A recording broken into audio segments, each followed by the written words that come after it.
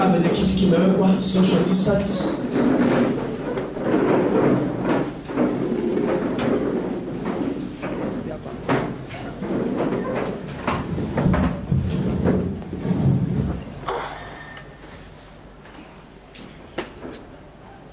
Katika somo hili unaweza pungia mzako mkono. Unaweza kumpungia mkono. Haleluya. Amen. Somo la leo Mungu anatufunza mengi. Na tunakuja kuona vile ambavyo mambo tunapitia ni mambo ambao watu walikalia chini na wakapanga. Believe you me, corona ilianza kupangwa 10 years ago. Lakini ina mamlaka. Nashukuru Mungu kwa sababu Rais alifungua kanisa na kutoka kanisa ianze kazi yake. Na kutoka watumishi wa Mungu walipoanza kazi yao, Mungu ameonekana. Tumetoka kwa maelfu tunaenda zero kwa jina la Yesu Kristo. Nenda yashua hiyo. Nilikwambia nitavaa hii wakati itakuwa imeondoka. Ukiona nimevaa, jua Mungu amenena njaa. Hivyo mada ya leo ni silaha zote za Mungu. Silaha zote za Mungu za kutuwezesha kushinda siku ya uovu. Hivyo kuna silaha zote za uovu na subtitle siku ya uovu. Leo nataka uelewe umuhimu wa hii silaha. Nitaongelea hii silaha vizuri, lakini pia nataka uelewe hii siku ya uovu ni nini ambacho kinaongelelewa. Wakati hii siku ya uovu imekuja, imepiga aliokoka na yule ambaye hajaokoka. Yesu hawacha gojeka, lakini wamepigwa. Si kweli? Maana hawangeomba vile ambavyo wangeomba. Hawangeshikamana vile ambavyo wangeshikamana. Katika hii tunaona na tunakuja kujifunza kumbe my neighbor is very important and special before me. Just wave to your neighbor and tell that neighbor, you are so special before me. Mwambie kuna watu naona hawawave, kuna sababu. You are so special because ilifika mahali ikawa hata huwezi msalimia. Ikawa hata huwezi ukamwongelesha.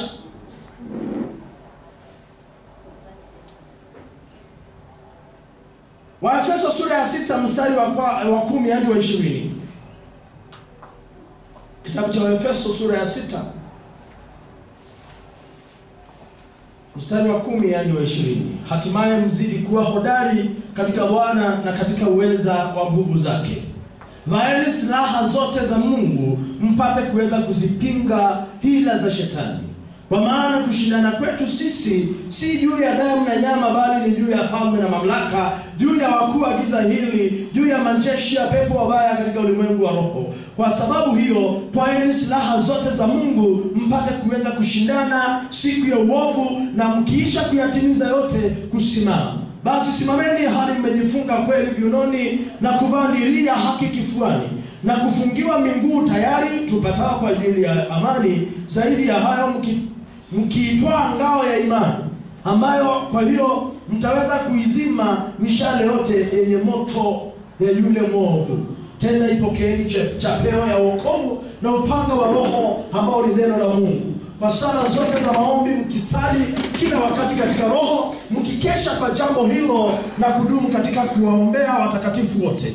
Pia na kwa ajili yangu mimi nipewe usemi kwa kufungua kinywa changu, ili nihubiri kwa ujasiri ile siri ya Injili, ambao kwa ajili yake mimi ni mjumbe katika mnyororo, hata nipate ujasiri katika huyo kunena jinsi inipasavyo kunena. Bwana Yesu Kristo asifiwe sana. Verse 13 anasema, kwa sababu nitarudia hizi mambo ya hizi silaha, ambao silaha ya kwanza ni ukweli, the truth, katika viuno vyetu. Nitakuja kuziongelelea kwa kina. Ya pili ni dirii ya haki, ama the breastplate of righteousness, kifuani. Ya tatu ni kufungiwa miguuni, utayari tupatao kwa ajili ya imani. Kwa hivyo katika miguu yetu, the gospel of peace. 4 ni ngao ya imani, mkono wako wa kuume, na chapeo ya wokovu ama the helmet of salvation unto our brains. 6 ni upanga wa roho ambao ni neno la Mungu katika mkono wetu wa kushoto.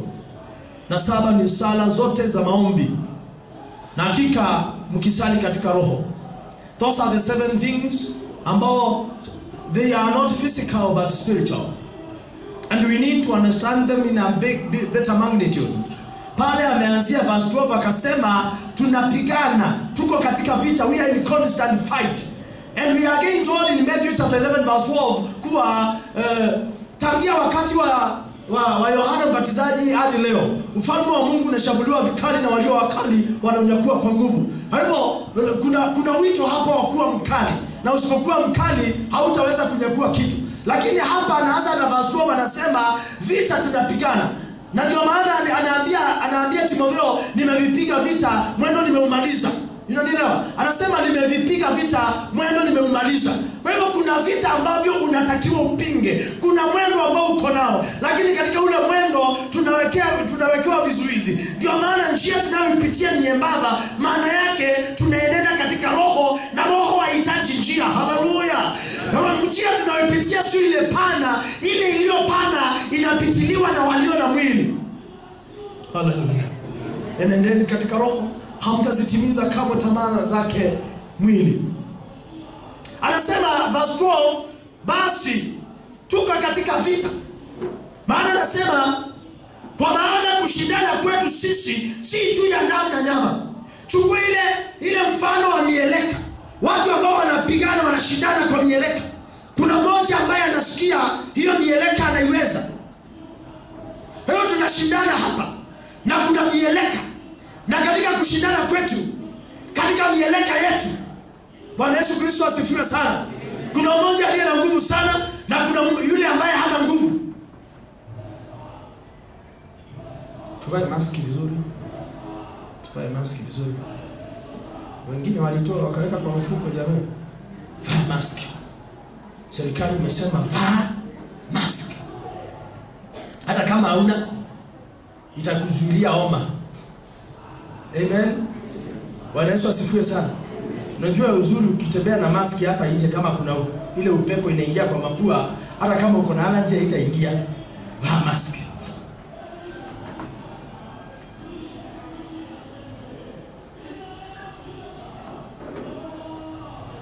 Umevaa vizuri?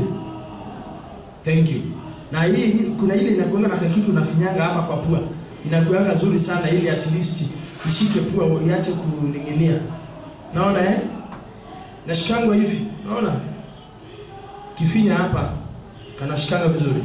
So tuko katika safari ya kushindana.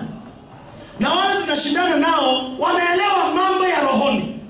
Na wewe lazima uelewe pia mambo ya nini? Ya rohoni. Hivyo tunashindana. Lakini hatushindani kwa damu wala nyama. Na ukishindana kwa nyama wala kwa damu utashindwa. Na kile kimefanya mipango ya ibilisi ikipangwa kupiga wewe unapigika, ni kwa sababu unataka kutembea ukiwa mwilini badala ya kuenenda ukiwa rohoni. Na unapaswa kuenenda ukiwa wapi? Rohoni. Na ndio nasema kushindana kwetu sio juu ya damu na nyama. Wewe unashindana. Usadiki unaishi ukishindana, ama ukatae unashindana. Na the earlier you know and do the precautionary things, the better. Na ndio tunaambiwa mambo saba ambayo yatatushindisha. Jambo la kwanza ni kutembea ukiwa na ukweli kiunoni. Ni nini maana ya ukweli kiunoni?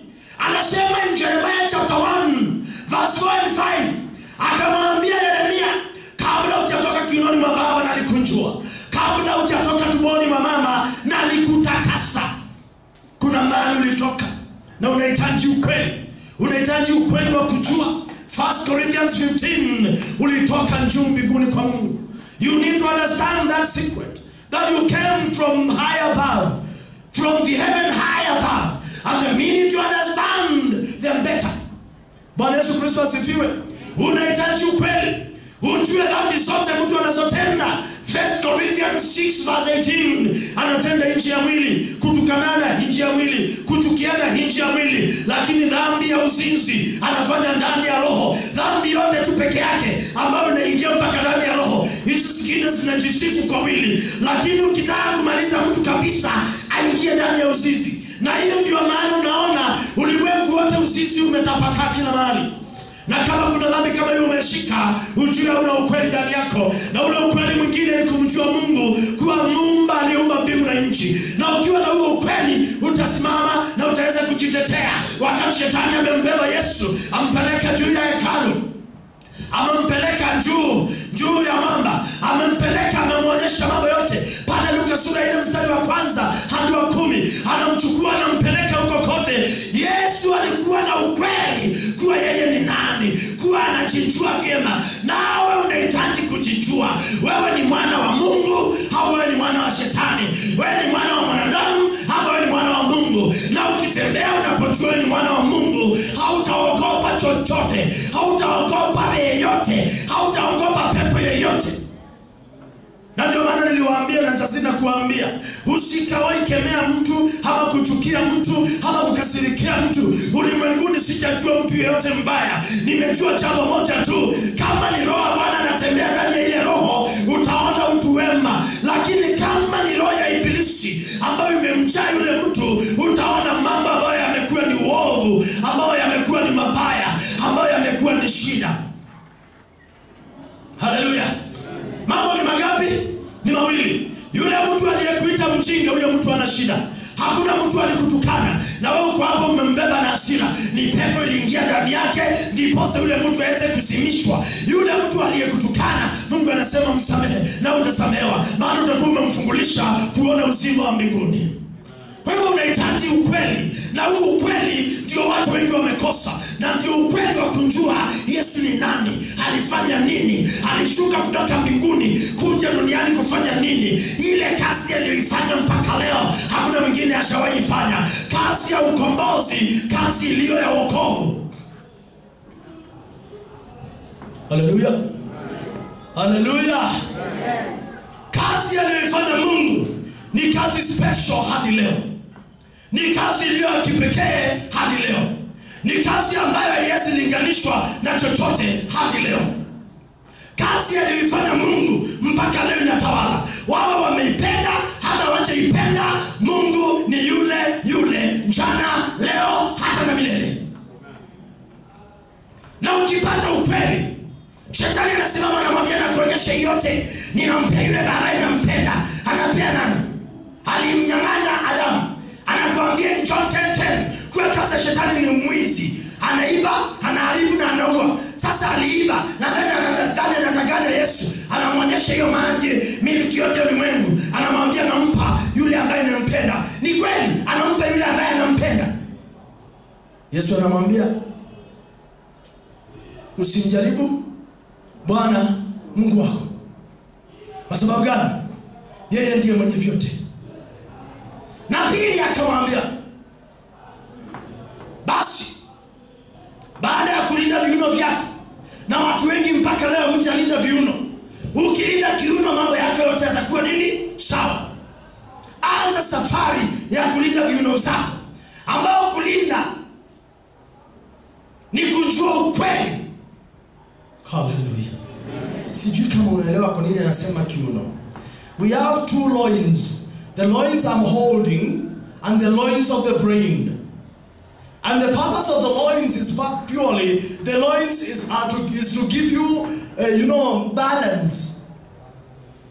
The loins up here is to give you balance. Bwana Yesu Kristo asifiwe. Elewa hapa. When we talk of the center of gravity,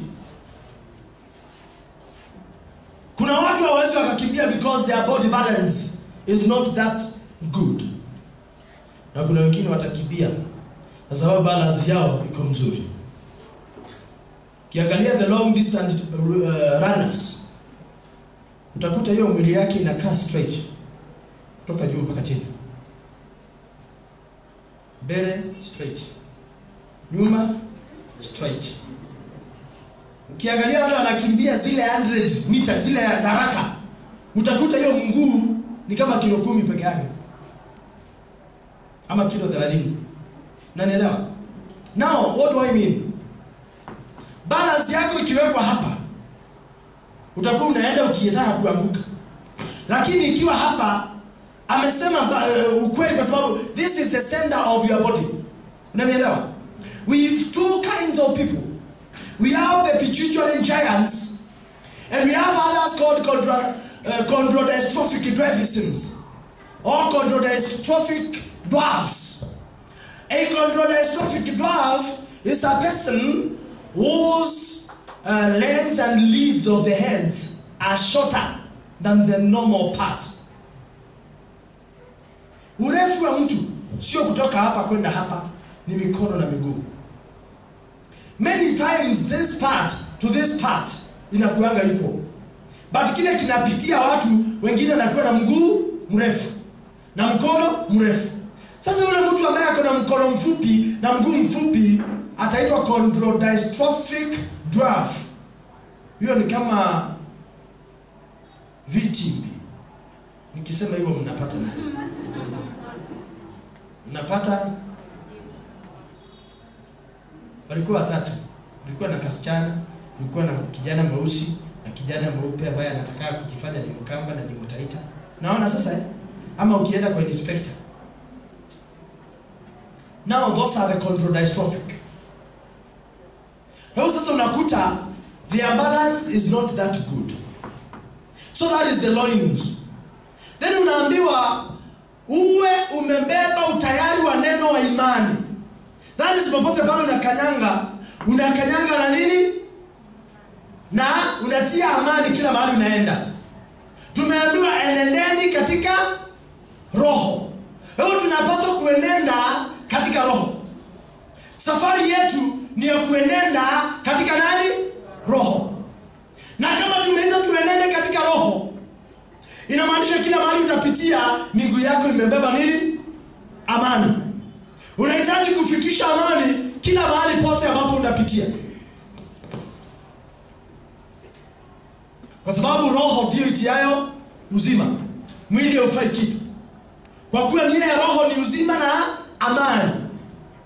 Warumi sura ya 8.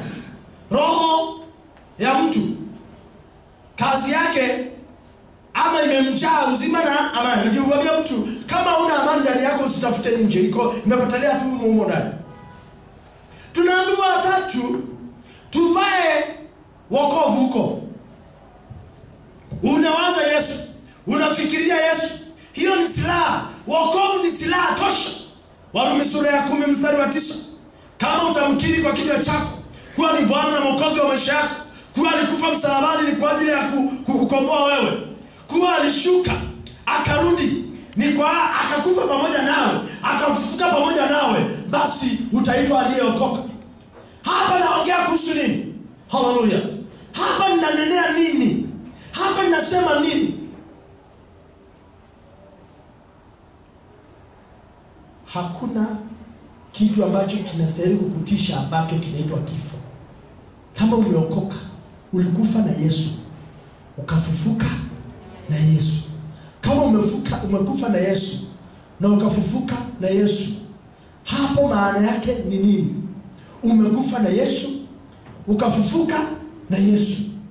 Na Yesu amekaa wapi? Tunaambiwa Waebrania sura ya 8 mstari wa 1, amekaa kumbe kwa Mungu Baba Mwenyezi. Tunaambiwa naye Waefeso sura ya 2 mstari wa 6, Yesu amekaa, mali Yesu amekaa hapo ndipo nao umekaa. Amekaa kuume kwa Mungu Baba Mwenyezi. Nao umekaa pamoja naye, maana akatufufua pamoja naye, akatuketisha pamoja naye katika ulimwengu wa roho. Kwa hivyo wewe umeketishwa pamoja na Yesu katika ulimwengu wa roho. Yesu naambiwa in 2 Samuel chapter 22 verse 4, 5, 6 kuwa kamba za mauti zilinizunguka, minyororo ya kuzimu ikanikabili. Yesu anaweza kuwa usiku mchana wamekufunga na mikanda na mikamba ili waweze kukuua and then wasafirishe roho yako. Yaani kazi ya mauti ni kuua, kutoa roho ama kutenganisha roho na mwili. Nayo kazi ya kuzimu ni kuhifadhi, ni store. Kwa hivyo mmoja anachukua anaweka kwa store. Ndio maana wakati wa mwisho tunaambiwa nayo kuzimu na mauti ikawatoa wafu wake, wafu waliokuwa humo ndani yake. na mwishowe kuzimu na mauti wakatupwa katika lile ziwa la moto. Kuna ziwa la moto ambalo limetengenezwa. And that is why I normally tell you that the death is not a wish. It's not just a happening. Kifo sio tukio. Kifo kina personality. Death has a personality. Anaweza sikia uchungu, anaweza sikia maumivu. Huyo mtu hata nilikuwa nimemalize, asikie uchungu. Na ndio maana moto umetengenezwa kutia uchungu. Kwa hivyo kifo na mauti watakamatwa, watatiwa katika lile ziwa la moto. Kwa hivyo wewe kuanzia leo ambaye ulikuwa unaogopa kufa, ninakutangazia wewe si wa mauti. Wewe kifo sio njia yako. Kifo njia yako ni mbinguni. Unanielewa? Yesu alikufa msalabani pamoja nawe na akatufufua pamoja nawe. Ndio maana tunashirikishwa hilo kwa ubatizo, ambapo tunazikwa pamoja na Kristo, tunainuliwa pamoja na Kristo. Inakuwa totally confirmed. Kama umetumbukizwa ndani na ukaondolewa, kile ninaongea sasa kinakuhusu. Kile kama ulinyunyuziwa, siongelelei wewe, naongelelei yule alitumbukizwa ndani, yaani akawa ni kama amezikwa. Hata akiwa pale anashindwa nitapumua namna gani, unapikana, unasema, unainuka. Huyo ndiye naongelelea. Kwa hivyo tatu ni wokovu. Na wokovu ni kumkiri Yesu kuwa Bwana na Mwokozi wa maisha yako. Ni kumpa nafsi yako. Hiyo ni silaha. Na kama hauna hiyo silaha, basi siku ya uovu ikikuja kwako inakupiga. Na ukitaka maisha mema, shika hizi silaha vyema. Namba 4 ni chapeo ya utakatifu. The breastplate of righteousness unto your chest. Kuwa katika kifua yako. Wakitupa mshale, unakutana na utakatifu. Utakatifu unalipele, kwa sababu ndani ya kifua ndipo kuna roho. Na pale ndani ya roho yako, hapo ndipo Roho Mtakatifu anakaa. Maana mjui kuwa nyinyi ni hekalu la Roho Mtakatifu. Hamjui. Kwa hivyo wakitupa mshale wa magonjwa inakutana na ile righteousness. Righteousness repels every darkness. I want you to know and understand this fully. Kuwa hakuna siku mwanga utatolewa na giza. Giza inatolewa na mwanga. Mwanga akitokea giza utoweka. Nawe mahali unatokea, shida inatoweka. Kama wewe mwenyewe umebeba utakatifu, uovu ukikukaribia unatoweka wenyewe. Na ndio nakuambia, mashida mnayopitia ni kwa sababu utakatifu mliacha. Na wale watu ambao wameokoka ndio waongo. Wale watu ambao wameokoka ndio wadanganyifu. Wale watu ambao wameokoka ndio shida. Kwa sababu wanaanza kurate ni nani yako juu ya mwingine. Hapa hatujaambiwa rate, angalia ni nani yako juu ni nani yako chini. Hallelujah. Utakuta ukiwa umekaa hapo, kuna mwenzako wako hapa unamwaziaga mabaya. Umeokoka utaki kumuona. You minister together, lakini kila mmoja ako na kabaridi kuelekea yule mwingine. Huyu anajiona, huyu anaona ndiye Mungu anamwogeleshaga. You are here. Na pastor akisema kitu unatoka pale unasema pastor siku hizi yako na mambo atuelewi. Ile mambo anaogeogea atuyapati wewe. Mimi sijasema mtu. Najaribu kuonyesha utakatifu. Vile unafanya kazi na vile ambavyo haufanyi kazi. Tumeambiwa penda kama Mungu alivyopenda. Je, unapenda? Utakatifu ukiwa ndani yako hautakubeba hasira. Badala ya ubebe hasira ndani ya roho yako, unastahili kubeba nani? Mungu. Utakatifu ukiwa ndani yako, hautakuwa na chuki na mtu. Hautakuwa na wivu na mtu. Hautakuwa na kiburi. Kwa sababu utakatifu ufanya mtu anyenyekee. Usidanganye na mtu asikwambia ati naongeaga na Mungu na huyo mtu amejaa kiburi. Huyo mtu haoni Mungu na hamjui ni nani. Ukisoma Numbers chapter 12, tunaona hakuna mtu alikuwa mnyenyekevu kumliko Musa. Na Musa alikuwa anaongea na Mungu ana kwa ana vile rafiki huongea na rafiki mwenzake. Hapa ndio tunaona the higher you go, the cooler it becomes. The higher you go in spirit, the more humble you become. Unakuta kama ulikuwa unapiga kelele, umenyamazishwa kwa sababu ya yale mengi ambayo umeona. Tunaona in the book of 2 Corinthians 12 verse 1 to 5, Paulo anasema ninamjua mtu japokuwa kama alikuwa nje ya mwili sijui, kama alikuwa ndani ya mwili sijui. Huyo mtu alikutana na Mungu katika mbingu ya tatu, na akaona mambo ambayo hayakumlazimu kujikaba, ambayo hawezi yatamka watu waweze kuyaona. Na kwa sababu ya hiyo maono mingi, Mungu akaweka mimba ndani yake, akamlilia Mungu. Na verse 7 tunaambiwa Mungu akamwambia, neema yangu inakutosha hata wakati wa shida. Na ninakuambia neema ya Mungu inakutosha hata wakati wa shida. Na kama unataka ikutoshe, kaa ndani ya utakatifu. Number 5, akaambiwa katika mkono wake mmoja hashike upanga wa imani. Imani ni kama upanga. Tunaambiwa Waebrania sura ya 11 mstari wa 1, anasema imani ni kuyaaminia yale ambayo huyaoni kana kwamba yamo.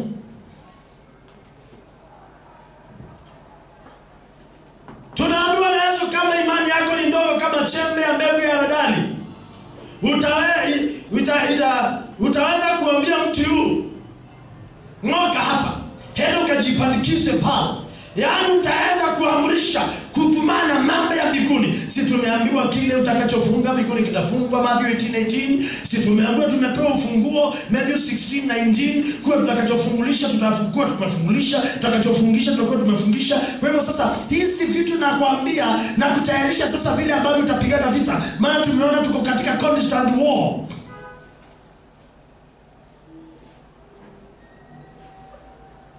Then tunashika kwa mkono ule mwingine neno la Mungu. That is number 6. Neno la Mungu ambao limejaa Roho Mtakatifu, ambalo ni upanga pia.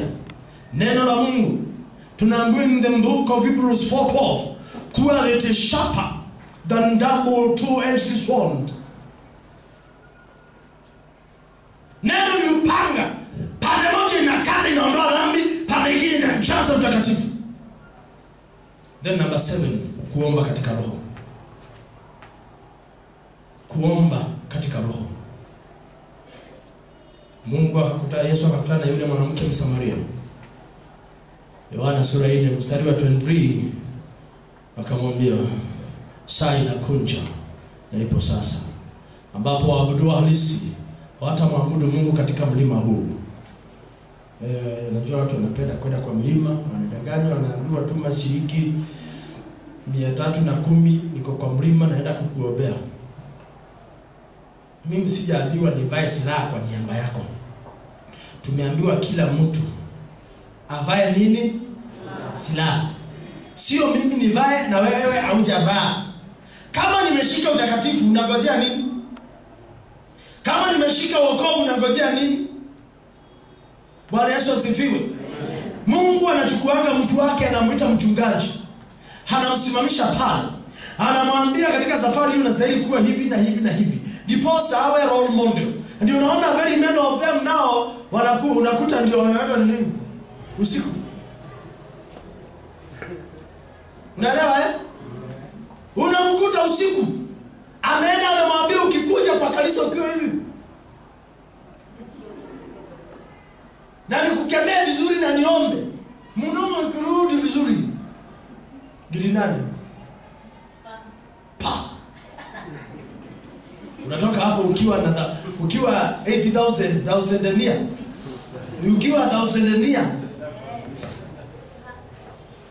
Wewe sasa hizo mkiona kwa TV unasema mambo ni hayo. Mambo ni hayo. Mambo gani? Ukikutana na mtu umuulize umefanya kazi gani, achukue 1 hour akijielezea, jua hakuna kazi amefanya. Maana mtaujua mti kwa matunda yake. Hata kuambia kazi yangu utajisemea yenyewe. Haleluya.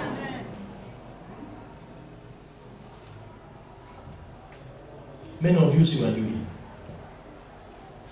And I know many of you nimeongea nao. Wangapi washanipigia simu? Hata kama sikujui. Sasa wale watu sijui. Wangapi washanipigia simu? Na sijakosa kuchukua, nimepokea simu. Inua mkono nione. Sikujui lakini nimechukua. Hao wengine walikuwa washasotiwa. Kuna mwingine hapa hivi. Wengi siwajui. Kusema kweli sifanye nini? Siwajui. Mimi sikujui, si ndio? Mimi sikujui, si ndio? Mimi sikujui. Mimi sikujui. Hao wako na mtoto siwajui. Si ni kweli? Lakini kila mtu amekuja kwa sababu kuna tunda ambalo liko nalo aishare. By the way, utatoka hapa huku umeshimba hiyo tunda. Hilo tunda ni Yesu. And I give generalizing in ile bandi. Unajua ile mnyama inaitwa bandi? Ile inaitwa grasshopper. Ukishika mguu inakuachia. Ukishika hivyo inakuachia. Ukishika sikio inakuachia. Niko hivyo. Kwa sababu gani? Nilipoitwa niliambiwa nimekupa. Tena nimekupa bure. Hapa hakuna pada ili ubarikiwe. Hata kama kutoa kuna baraka aje, hautatoa ili ubarikiwe. Kwa sababu hii baraka iko hapa si ya kuoganiwa.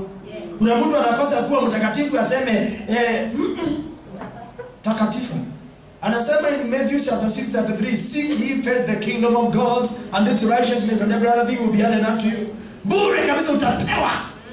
Yako tu ni kupata hii na kuweke. Hiyo hapa na kupeleka, ukiingia hapa na kupeleka. Nitakuwa nasema hosa unapokea, pokea unapokea, shika unashika, kwata hata unakwata. Hivyo tu, very simple. Si mambo mingi. Hallelujah. Watu wamecomplicate wokovu sana. A lot of complications. Mwingine amekuja hapa akaniambia mimi nataka kuolewa na niko na nini? Niko na nini? Nikamuuliza uko na nini? Hiyo haina shida kama uko na nini. Lakini kama utapata ile nini na kuambia utapata nini? Na akaniambia nikamwambia nakupea 21 days ya kufanya nini?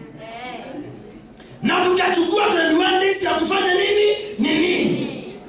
Na tukimaliza the 14th day, Sunday akaingia, akaniambia lazima nikuone. Ni kwa nini? Unajua nataka kuolewa. Ni nini mbaya? Si hatujamaliza nini? Hebu nikamwambia basi kesho ni Monday, ende ukapimwe. Kaenda akatolewa damu mahali pa kwanza. Akapimwa akaambiwa you are HIV negative. Akaenda mahali pa pili. Akapimwa akaambiwa you are HIV negative. Akanipigia mwendo wa saa 8 Monday. Ndio unajua Monday sisi hatuendaji bado. Akilia namuuliza umegongwa na mtu? Ni nini? Ni raha. Raha nini? Nini imeenda? Nini haiko tena? Hallelujah. Nikamwambia welcome to the club. Akaniuliza na naweza toa ushuhuda? Nikamwambia hapana, hiyo ni yangu na Mungu na wewe. Na ni wengi wameponda na sijasema. Hallelujah. Yes, na ukiona nasema leo haja kuwa. Nasema ni kwa sababu leo hayuko. Na nini imeondoka. Na by Wednesday nimeongea na kijana. Hivyo leo ameenda kanisani huko kuonekana huko because nilikuwa nimemwambia as long as uko na nini sitaalau ukaolewe utapelekea mwingine nini. Na nyingi ni pepo. Na hata kama si pepo hakuna kitu ambacho mimi nimejua haiwezi ondoka, hakuna. Nikikwambia I decree you free, you are free by faith that instant. Hallelujah. Hebu kama kuna mmoja hapa ambaye ako na hiyo nini, I render you niniless now in Jesus name. Maana hiyo nini imepangwa ili usiolewe, ili usipendwe, ili usikubalike, ili ujikatae, imepangwa. But I thank God. Wengi tumekutana hapa wakiwa na nini imeisha. Siku moja a friend of mine called NNDIA akanikuta, alikuwa rafiki wa friend yangu ambaye saizi yako Zambia. Alikuwa tunatoka kufungua mapepo Mount Pleasant. It's an estate in Harare, Zimbabwe. Akanisalimia akikimbia, how are you? Wananitaka Prophet Rafael. Pole usianze kuniita hivyo. Unanielewa? Kule naogeaga tu sishikagi mtu. Maana sasa unakuta wako mpaka kule nyuma na niko peke yangu. Siku nyingine nikasema kuna watu ambao wanajua kuomba hapa, nikaambiwa hao ndio wanaombaga huku. Nikamwambia sasa twende pale kwa room, nikajua kama unaobaka. Kusema Jesus, kila mtu akainama hivi, nikamwambia basi endeni tukamalizie pale, nitafanya alone. Bwana Yesu asifiwe. So by the time naanza kuongea, naona mwingine amekuja sweta. Unajua zile sweta njamba? Moja litapika ikanja. So aliponisalimia, I'm very happy but I'm rushing. I'm running away. I'm running to do something. Amuuliza, are you sure you are 100% okay? Sikumbuki kama alijibu ama hakujibu. Yeye akaenda. Siku ile alienda akapata mimba ya mtoto anaitwa Mkuzi. Mkutai. That is praise God. Unajua huko wanaita majina mazuri. Unanielewa? Unasikia Mkuzi? That is God's praiser. Tafanzwa. Thank you God. Utasikia mtoto anaitwa Kuzaishe, praise God. Kuzi praise. Lakini huku Kasioki. Kamene. Wambogo. Morake. Ile jina unaitwa tu ni Mungu anaijua. So alipopata mimba akaenda antenatal care. Inaitwa antenatal ama ni postnatal? Antenatal. Akaambiwa you are HIV positive, uko na nini? Wakaleta mzee akaambiwa hana nini, yeye ni discordant. Sasa message ikaanza. Message inakuja refu hivi, you told me, are you 100% okay? What did you mean that time? What were you saying that time? Are you 100% okay? But luckily, nikamwambia on August I will be there, nitakuja July, na nitatoka pale September. So tutatafuta. Halikuwa anatoka kazini akifanya Econet. Kila jioni saa 11 nilikuwa na alikuwa ananipata saa hizo ndio nimeingia kwa compound. Ananipata kwa nyumba 162 Kenham. Na saa hizi ana nini iliisha. Saa hizi yako South Africa, anamalizia masters ya ngapi? Ya pili. Wewe hata kama uko na nini itaondoka. Wewe hii imekuja nikiongea kuhusu righteousness. When righteousness befalls you, kila aina yote ugonjwa inateketea kabisa. Hata kama umetupiwa nini, hiyo inakwisha. Kwa hivyo namba 7 ni kuomba katika roho. Na kuomba katika roho, Yesu akamwambia saa inakuja ambapo hamtamwabudu Mungu katika mlima huu wala kule Yerusalemu. Saa gani inakuja? Jumapili iliyopita na ingine niliwafunza kuhusu ujio wa pili. Nikakwambia the Messiah was cut off. In Daniel chapter 9 verse 27 tukaona the 7 sevens ile imebaki ya mwisho. Nikakwambia since the 69th na the 70th kuna gap ambayo ndio tunafanya. Mungu amesuspend kidogo any relation with Israel.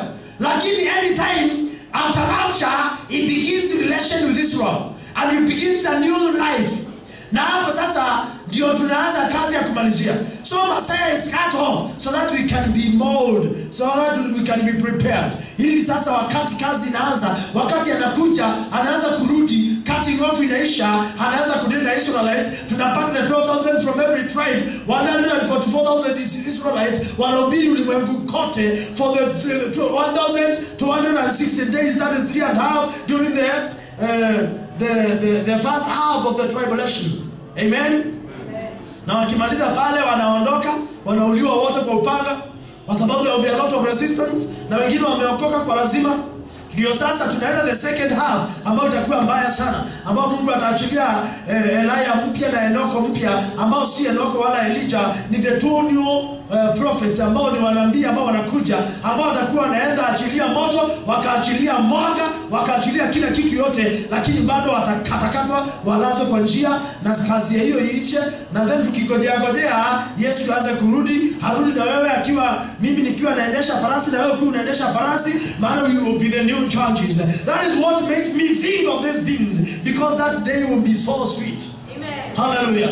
Unaweza amini unakaa kwa hewa lakini hauanguki. Unatembea kwa hewa lakini hauanguki. Can I give you a secret? Wakati unatembea kwa roho, hata mtu akuwekee kinyango pale kwa njia anaharibu kazi bure, maana utembei kwa miguu. Do you know haujawahi kanyaga chini maishani mwako wewe unatembea kwa roho? Ni Mungu unakanyaga tu lakini roho haijakanyaga chini. na sasa unaogopa tutatekewa mtego. Hii mambo na kufunza yashike na utakuwa mshindi kila mahali. Kwa sasa haya mambo sasa yanakusaidia kushindana. Najua anasema in verse 13 of Ephesians 6, kwa sababu hiyo twaeni silaha zote za Mungu. Sio uwe na wokovu lakini huna utakatifu. Si uwe na utakatifu lakini huna neno la Mungu. Kwa hivyo lazima ujifunze kusoma Biblia. Lazima uwe na imani. Na samahani wale ambao mtu ananipigia simu na ananiambia niombee hii. Bwana Yesu asifiwe. Nakwambia hiyo siobei because I'm preparing you to be fit. Sasa ile itakushika na niko out of the country, siwezi patikana na Safaricom, what will you do?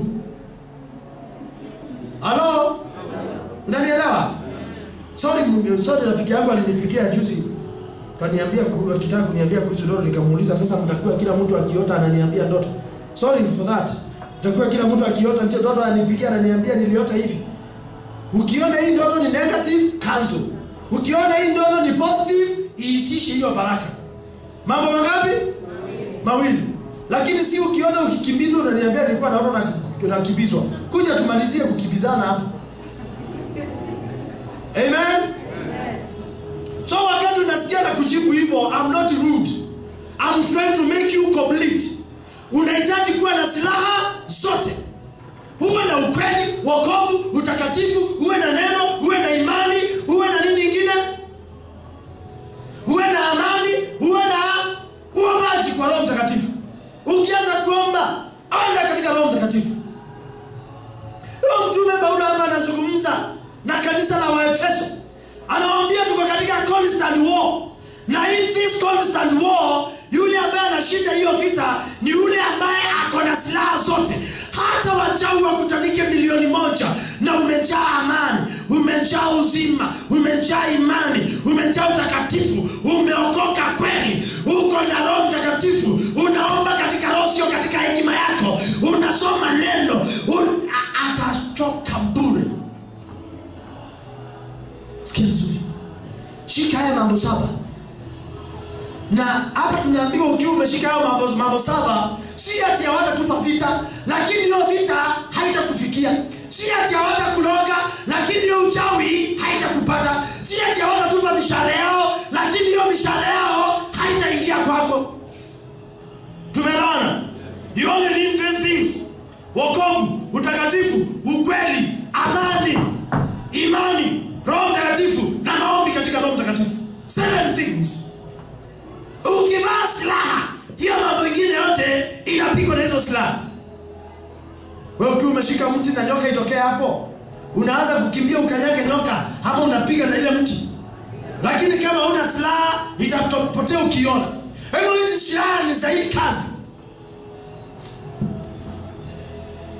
Ndio maana Zaburi 27 verse 5 anasema siku ya uovu, yani anasema mradi atanisitiri badani mwake siku ya mbaya, siku ya mambaya atanisitiri katika sitara ya hema yake na kuniinua juu ya mwamba.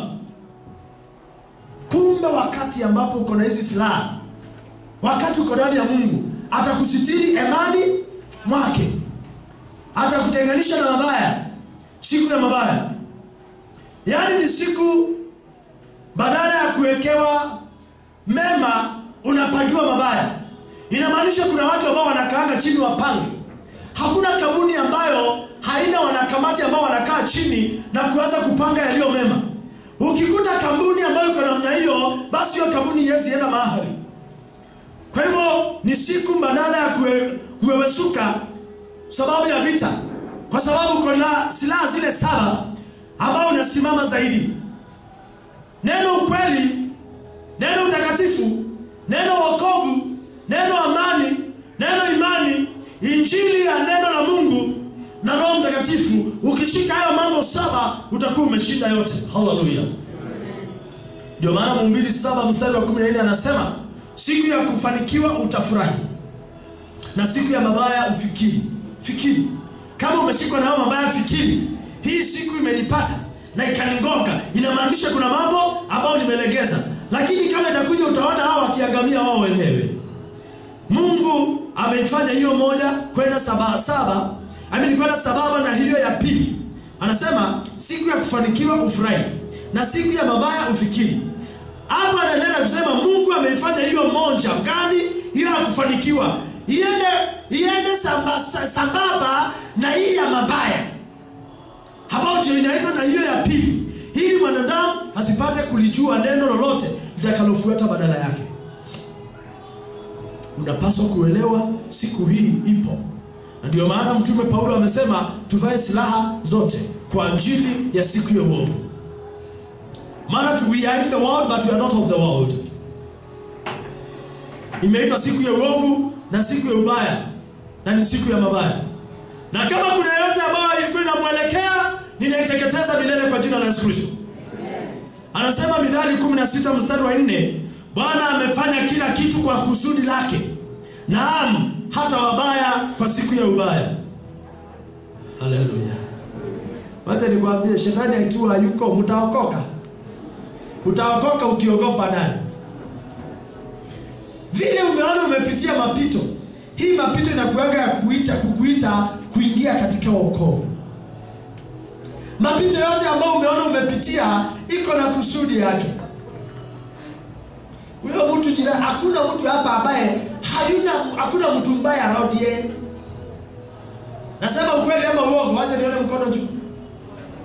Hakuna heri ya kwenu.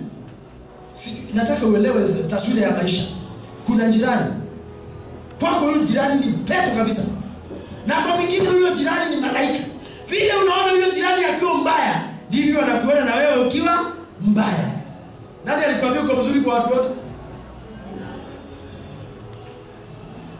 Kwako wewe si mbaya, kwake wewe ni mchawi. Mnaelewa kile nasema? Mnaelewa kile nasema? Usibebe vita ya wengine. Kule walikosania wachana wakosania wapi? Huko. Vile unawaita wachawi, ndivyo na wewe unaitwa mchawi. Na unaweza zunguka ukute hata yule anaitwa mchawi hana kapotea juu ni nini hiyo? Wanasemaga wachawi wakamba ni wakamotea ukweli hiyo? Ukienda Ukambani na uende kule wanasemaga sana ni wapi kumejengwa?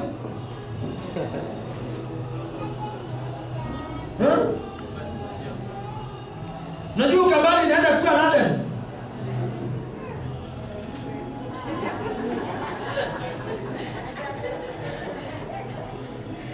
Kuna jamaa mmoja alikuwa amekaa mbali sana, sitaki kusema alikuwa anakaa wapi. Wale wanajua kwangu, kabla hujapiga kona ya kuingia kwangu, boma hapo chini kidogo, mahali mnakuta kuna mchanga mingi mkipanda. Jamaa alipokuja akajenga nyumba ya mawe, ya mbao na mabati. Ndiye alikuwa the talk of the town. Si tunajua kujenga na mawe, na yeye anakuja kujenga hapa na mabati kwa hivi. Alikuwa amepitia Kangemi.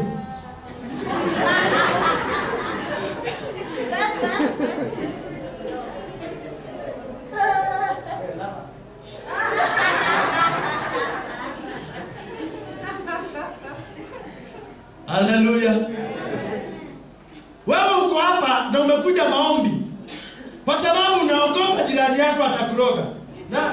Na unaweza kuwa wewe ndio mbaya. Mungu ametumia hiyo kakitu ili akuinue kwa imani. Maana ukikosa kuwa na mtu anakutishatisha hapo kando, utalegea. Kwa hiyo Mungu ameweka hao watu wabaya kwa sababu ya kusimama kwako.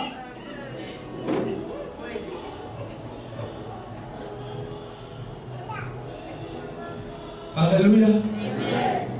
Hebu wewe ni mtakatifu lakini yeye si mtakatifu. Hapa Mungu tuje anajua ile majina unaitaka. Ukipita hivi tu, ukiwa unaenda hivi, unasikia wanasema ona kile kimchawi. Unaona watu wanaingia kwa nyasi, na unapigia mchungaji wako, unamwambia mchungaji, watu wanakimbia wanatoroka na sijui kwa nini. Haleluya. Kama ushaiwekelewa majina, acha nione kwa mkono. Kama ushawekelewa acha nione kwa mkono. Natangaza hiyo ubaya waliokuwekea, walikuwa na tabiri, iondoke kwako milele kwa jina la Yesu Kristo. Hayo mabaya na maovu hayatakupata kamwe in Jesus name. Yeremia sura ya kwanza mstari wa 15. Na nimekuambia wabaya wako na siku yao, na wasipate hiyo siku yao kwako. Sema kuanzia leo. Watu wote wabaya hawana siku kwangu. Yefania sura ya kwanza mstari wa 15. Yefania. Ukisoma verse 10, na hiyo iko kando sasa, sio baadhi ya teaching. Ukisoma Yefania sura ya kwanza mstari wa 10, unaona unasema the messengers are coming. Wanapita, they are coming from Oromo, beyond the rivers of Kush. My messengers will bring peace. Na umesikia watu wengi wakitoa unabii kuhusu Kenya. Hii unabii kwa Yefania sura ya kwanza mstari wa 10. Na when you talk of beyond the rivers of Kush, River Kush ndio River Oromo, which drains these rivers at Lake Turkana. Yefania. Hii kuna kiti hapa. Kuna kiti hapa. Na vae mask vizuri. Hallelujah. Na msishikashike mask zenu sana. Okay, karibu. Unaona? Bwana unajua nafunza Nikikufunza nimeona alipewa pesa akashika mask hapa ikaonyesha rangi. Naona hiyo white iko juu imeonyesha brown. So karibu sana Immaculate. Jesus loves you. Amen. Kwa hivyo Kenya imeteuliwa in the world na imeandikwa katika Isaiah chapter 18 kuwa nchi yenye mvumo wa mabawa. Na ukiangalia juu iko na mabawa, kona ile nyingine iko na mabawa, chini iko na mabawa na chini nyingine. Kwa hivyo Yefania anasema siku ile ni siku ya ghadhabu, siku ya fadhaa na dhiki, siku ya uharibifu na ukiwa, siku ya giza na utusitusi, siku ya mawingu na giza kuu. Hasa hapa siku ya uovu kama haujaokoka. Siku ile ya uovu kubwa ni wakati Yesu atakuwa anashuka na haumjui. Saa hiyo unaita Mungu aitiki. Unaita Jesus aitiki. Umeacha siku ile. Ndio maana Mungu anaachiliaka mabaya atupata saa zingine ili tuweze kupata picha ya tukiachwa wakati ule kutakuwa namna gani. Mungu si ati kuna kitu inafanyika bila kujua. Hii anaachilia kupate inakuwa ni funzo kwako. Hata hii corona ni baadhi ya masiku ya mabaya.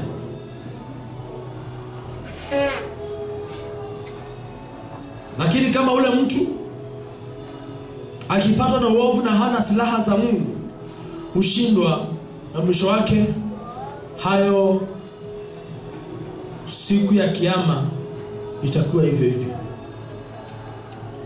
Uliza mwenzako na usimguse. Yesu akija mtaenda na yeye?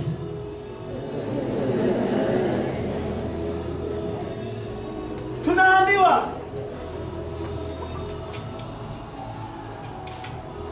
muulize tena kama akija mtaenda.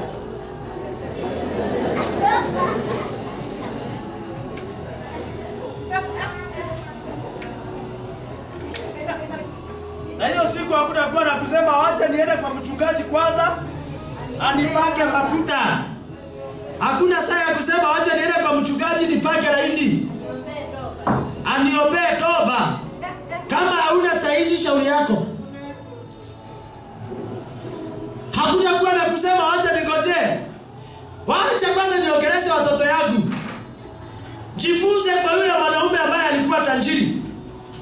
Yule mwanaume tajiri aliona Lazaro akienjoy. Shida ya Lazaro kuenjoy ilikuwa ni nini? Na yeye alienjoy Lazaro akiwa haenjoy. Hallelujah. Hata wewe utaenjoy wakiwa hawaenjoy. Tujifunze kwake alipoitana akasema hivyo, aliambiwa saa yake kuitwa iliisha. Kwa hivyo today ndio wakati wa kuokoka. Saa ya wokovu ni sasa, sio kesho. Saa ya wokovu ni leo. Siku ya furaha ni leo. Wakati wa wokovu ni sasa. Ndugu yangu furahi, hata mimi nafurahi. Utukufu wa Bwana uko hapa. Utukufu apewe Bwana. mamlaka.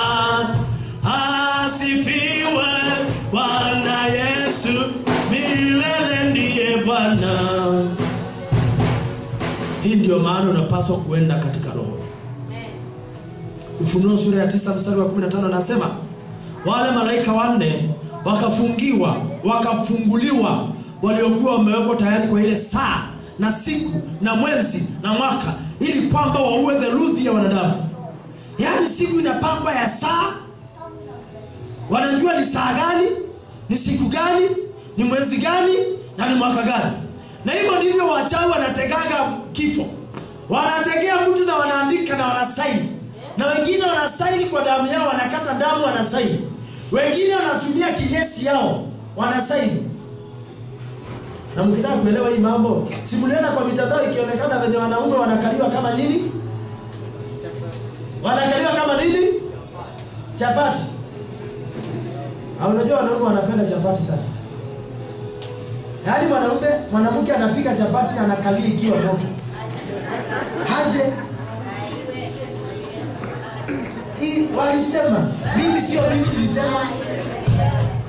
Ni kuekelewa ama ni kweli? Ni kweli. Mimi sijui walisema. Wacha nikwambie, mchawi hakuna kitu afanye. Hujasikia wengine wanachukua uchafu ya hedhi, wanatia pale ndani. Anakula pia. Pamoja hiyo na chifu. Akienda kuangusha mitungi ya pombe.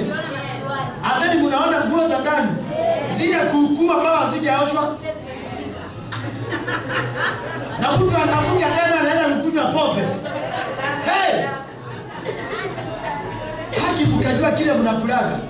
Niwaambie chakula cha kijani na kinywaji cha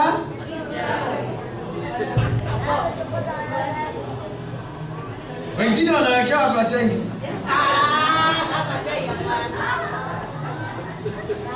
Wewe unasema hivyo juu umeokoka, lakini inafanyika.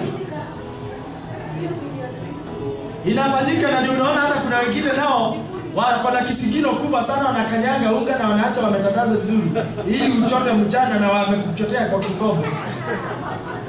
Ukileta majirani yako shauri yako mkule hiyo kikombe moja ya unga umechotoa. Unakanyaga kisigino yako inatoshana na hapo.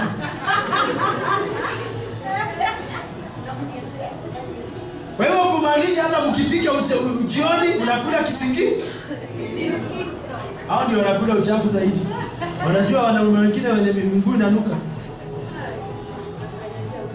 Usijaribu kuambia mtu toe viatu hapa, miguu imekuwa very hot. Maana wengine mtaanza kusikia marasi ambao hautaki. Hapo tunaona hapa Mungu ako na majira yake pia. Vile unaona shetani ako na majira yake, naye Mungu ako na majira yake. Sema Yesu. Yesu. Uovu niliopangiwa.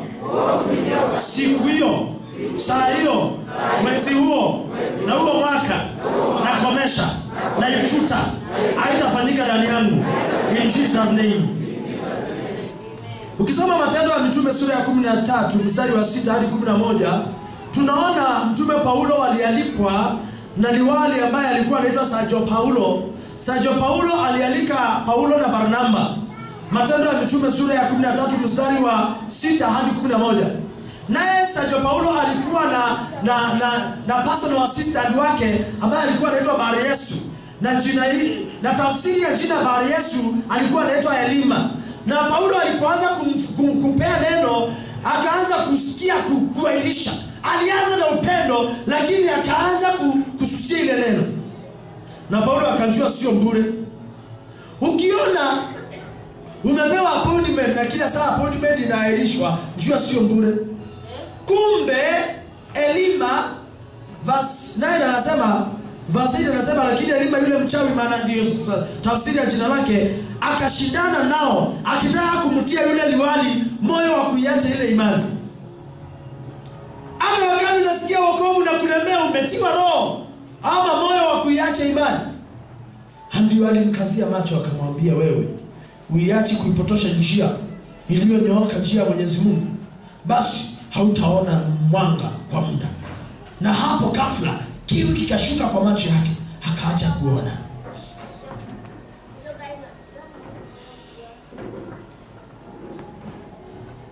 Haleluya. Umekuwa na appointment. Wewe mwanamke unakutana na mwanaume anakuambia I love you very much. I love you so much, so much. Within 3 weeks hataki kukuona, kuna moyo umeachiliwa ambao unamtumbaza. Kuna watu ambao wamewekewa maroho fulani ambayo inakaanga ina monitoring spirits. Hakiona mtu akukupenda pale anatiwa hiyo moyo.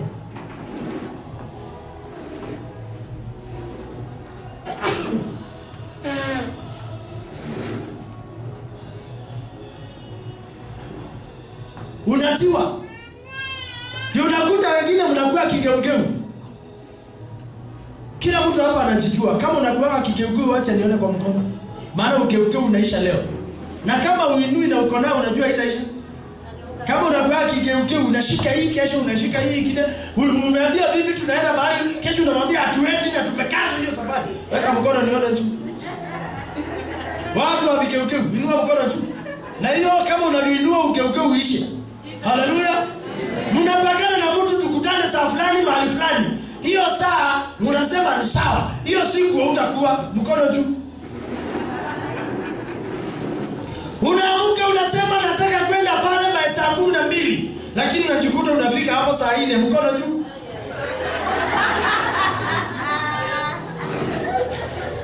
Unanielewa? Unakuta umeambia mtu nitakusaidia usiku na mchana, lakini mpaka leo hakuna usaidizi umempea. Hasa wale waliona wakasahau wazazi wao.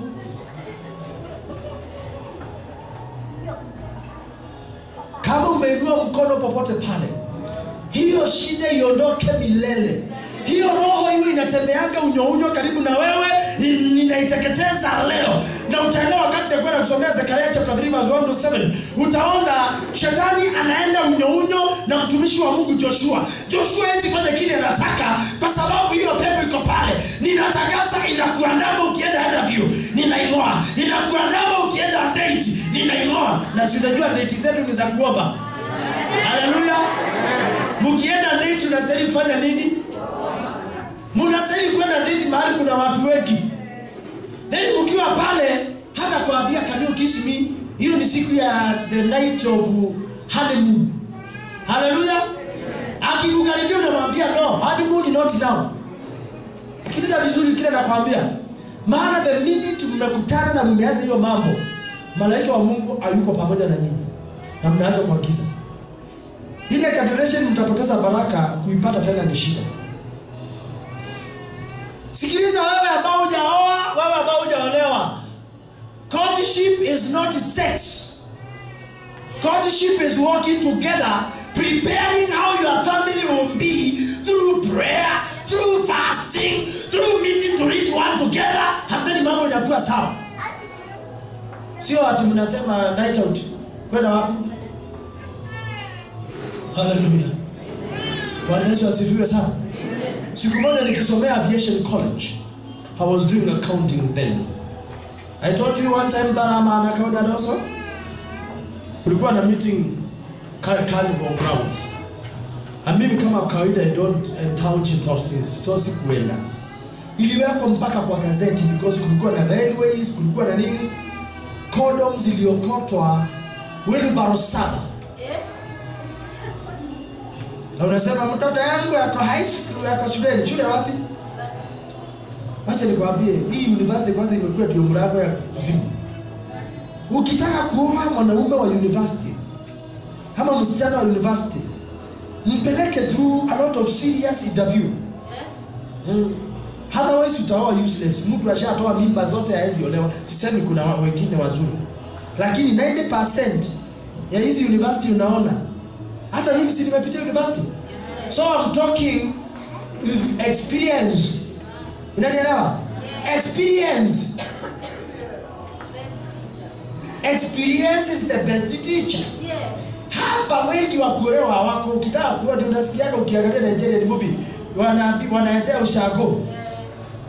Sasa kile mkitaka kuoa enda ushago uchukue wa class 8 ama form 4 ujisomeshe.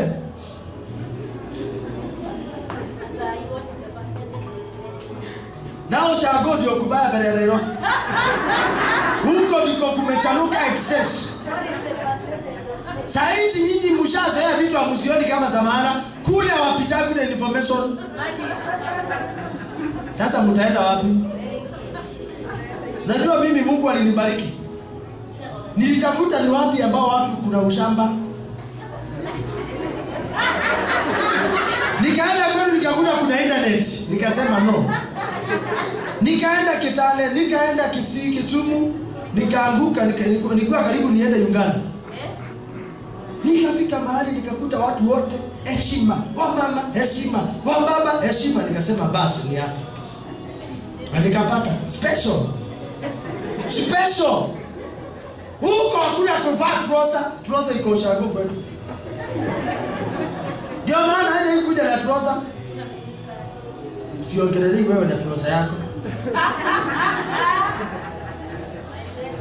Huko hakuna mini skirt.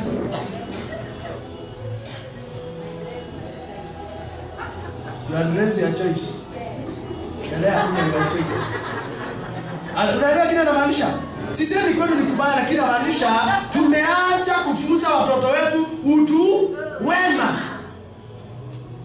Kitambo ilikuwa mtoto kijana akiandika barua inafichwa kama ile COVID billionaires. Inafichwa kama pesa ya ya COVID.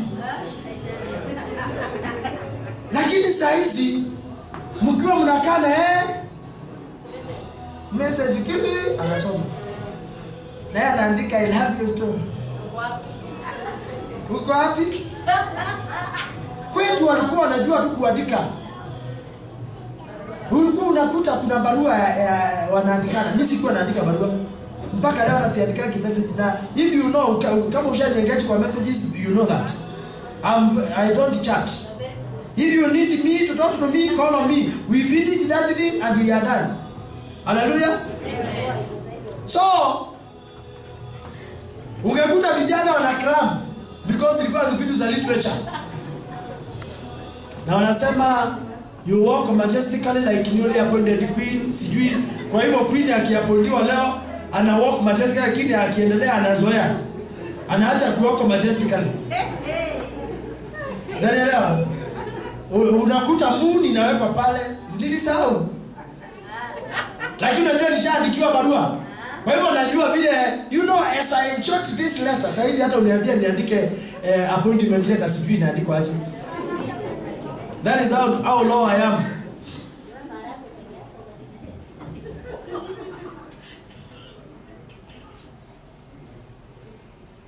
Usipende messages sana. Message ndio itakuingiza kwa shimo.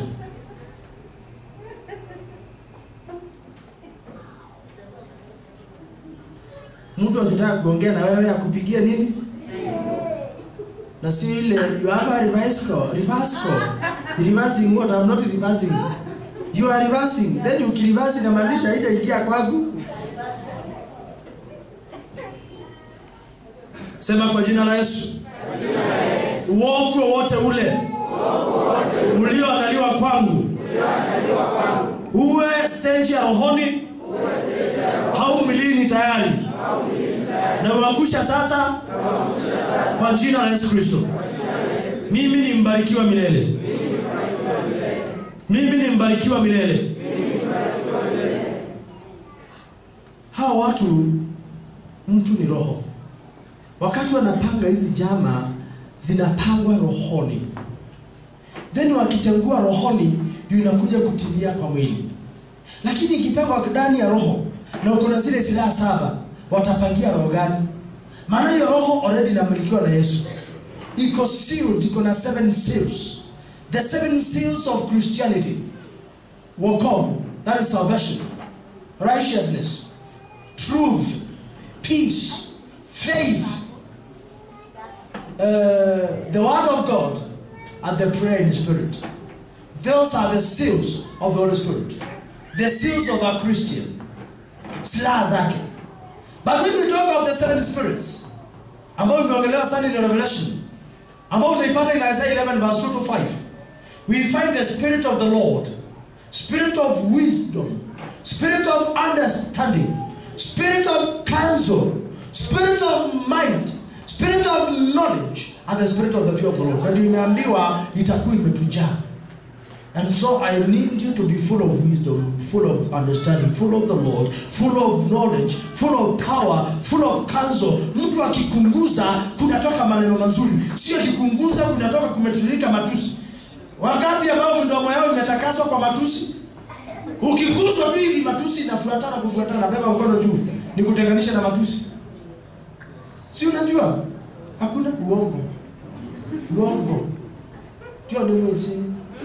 Uongo. Kuna watu ukiguza tu hivi unasikia matusi imeanza. Wengine wanasemanga naweka wokovu kando. Wakati wanawekanga wokovu kando. Unajua leo tunaondoa vile vitu ambavyo vinatuletea shida. Kama unajua uko baadhi ya watu nasema weka mkono juu. Because nimesema mambo mbili, kwa hivyo sasa haitajulikana wewe ni wa matusi. Afadhali wewe wa nyuma amerusha mkono juu. Hiyo shida ikuondokee milele in Jesus name. Watu hufanya kuindwa. There is a famous scripture ambayo nimesoma in Isaiah 42 verse 22 ambayo inasema lakini watu hawa ni watu walioibiwa. Kwa hiyo kuna watu ambao kazi yao ni kuwinda. Then unajua ukiiba lazima wewe umewinda. Unanielewa? Ukiwinda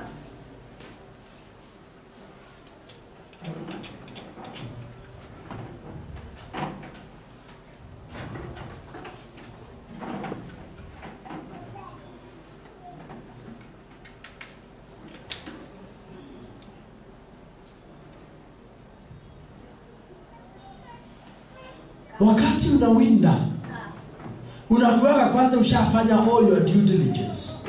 Hivyo hawa kile wanafanya wanaanza kuwinda kitu fulani. Tutaipata kwa nani? Tunataka mtu ambaye ako na nyota ya hekima. Tutampata wapi? Wanasema ni mtu inaangukia wewe. Then sasa wanakuja wanaanza kufanya vikao. How will we steal that thing from that person? Tumwekee hii roho ya unafi, tumwekee roho ya chuki, tumwekee roho ya hasira, tumwekee roho ya vita. Then unaona mtu alikuwa anaenda vizuri anaenda chini tu, anaenda chini. Unaona kijana amemaliza college, amepata kazi instantly. Kumbe alikuwa na nyota na hatima yake imejaa baraka. From nowhere wananyang'anya ile nyota, huyo mtu anaenda chini akienda chini. Angalia watu ambao wanaendelea vibaya, siku moja walikuwa wanaendelea vizuri. Ndio maana naongelelea hii nikimaanisha wokovu wako, utakatifu wako, wema wako, mambo yote mema yako ni ya kumake sure hautawaibiwa siku hata moja. Kila uovu ambao unakuelekea uteketee na usikawahi kukuinukia kwa jina la Yesu Kristo. Wakati waliangalia Yesu wakamuona Yesu vile anaendelea, walianza kuweka vikao. Wakaweka vikao kwa Kayafa, wakaweka vikao kwa Hana, Sanhedrin wakaweka vikao, kamati ya Yerusalemu ikaweka vikao, wazee wa hekalu wakaweka vikao na wakaanza kujadiliana. Lakini Kayafa akasimama akasema itamlazimu mtu mmoja akufe ni kwa ajili ya wale wengine wote. Maana huyu mtu atapotosha watu. Kumbe ajui anaongea unabii kuwa lazima Yesu akufe ili wewe na mimi tuitwe walokole, ili wote mimi na wewe tuitwe watakatifu, tuitwe watu ambao wamekombolewa. Kwa hivyo wakakaa vikao, wakasema tutafanya nini? Wakasema asulubiwe. Mwingine akasema asulubiwe, mwingine wakasema asulubiwe. Nao Isaiah 54 verse 15 walienda wakakaa kwenu, wakasema mtu afanye nini? Tumtupie confusion. Kila kitu yote anafanya awe anachanganyikiwa. Tumfanyie hivi, tumfanyie vile vingine. Hebu sasa unakuta mambo yanafanyika ambao hayaeleweki. Unajikuta unafanya mambo ambao hayaeleweki. Mambo imekaliwa chini. Sema kuyazuia leo kwa jina la Yesu Kristo. Kikao walichokaa wakajadiliana vile wataniangamiza, wakajadiliana mbinu za kuniangusha, wakajadiliana mbinu za kunikwepua, ziteketee kwa jina la Yesu Kristo.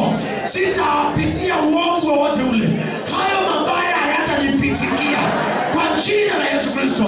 Kikao iliyofanywa na jamaa yangu, iliyofanywa na marafiki wangu, iliyofanywa na wachawi, ninateketeza maagano yao, ninateketeza mikakati yao, ninateketeza mipango yao, ninateketeza nia yao, na maisha yangu yote inainuka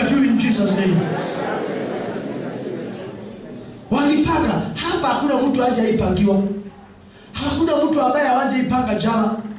Nami natangaza njama zote walizopanga kwako hazitatimia, wapende wasipende. Na ndio Isaya hapa anasema, lakini watu hawa aliangalia wa Israeli. Sasa hiyo anawaambia kuhusu wokovu, anawaambia kuhusu Mungu, anawaambia msipotubu mtapelekwa uhamishoni. Lakini hakuja anaongea na watu ambao hawako. Unaweza kuta unaangalia mtu nadhani ni mtu. Na ndio nimekuambia usikawahi chukia mtu, maana aliyekutukana sio yeye, alikuwa ameimbiwa, roho yake imeimbiwa na ndani yake kukatiwa pepo fulani, roho fulani. Hiyo roho inaanza kutembea hapa ikifanya madhara, ili wakati roho yako itarudi katika ile mwili iwe imeimbishiwa njia. Nami natangaza aibu ambao wamekupangia itaingia. Natangaza roho yako haitafungwa kwenye chupa, haitafungwa kwenye nyungu, haitawekwa mashimoni, hakuna popote ambapo itafungwa. Itakuwa huru. Na kama wewe uko hapa na roho yako iliimbiwa, ninatangaza na ikomboa. Natangaza aliyeiba, natangaza achilia roho ya huyu, achilia moyo wake, achilia maisha yake. Natangaza rudisha, natangaza rudisha roho yake, rudisha baraka zake, rudisha maisha yake. Natangaza rudisha, achilia hiyo roho in Jesus name.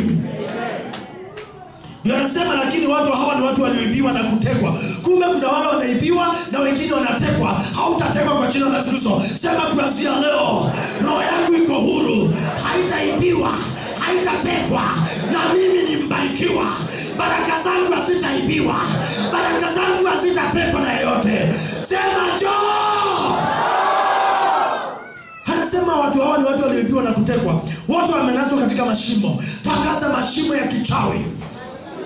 Sema mashimo yaliyochimbwa na mchawi, mashimo ya rohoni ambao walichimba kusudi wafiche mali yangu, ambao walichimba kusudi wafiche mali yangu, ambao walichimba kusudi wafiche roho yangu pale. Ninatangaza hiyo imekwisha.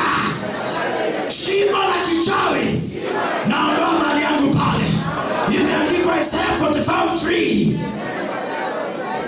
kuwa mali yote iliyofichwa ya siri, mali pasiri, kwa hiyo mashimo yao Mungu anaenda kunirudishia.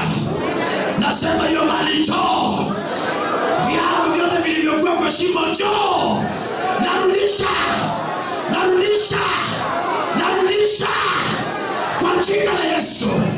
Maana imeandikwa, maana imeandikwa, maana imeandikwa, kilicholiwa na parare, kilicholiwa na mandumandu, kilicholiwa na zige, kilicholiwa na vidudu, yote nitarudishiwa.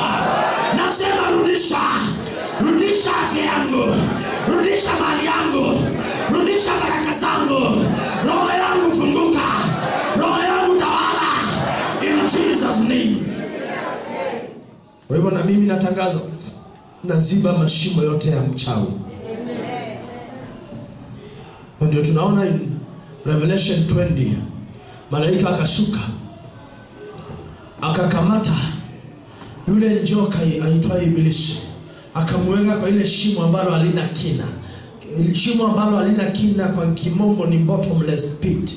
Alipomweka pale, sasa hakafunika lile shimo. Nami natangaza mchawi yote ambaye alikuwa amekuchimbia shimo, yeye anamweka kwa ile shimo na kumfukia na kumfunika pale kuanzia leo na milele in Jesus name. Anasema wamefichwa katika magereza. I tell you, kama kuna magereza ambayo wewe roho yako ilikuwa imefichwa, ndio unalaanga ukiwa una amani, juu ndani yako ni mwingine anaendesha. Naongea na wewe uliye hapa leo. Kama sio wewe ambaye unastahili kuwa hapa, natangaza uondoke. Nataka roho yake ikiwa ndani yake in the name of Jesus Christ.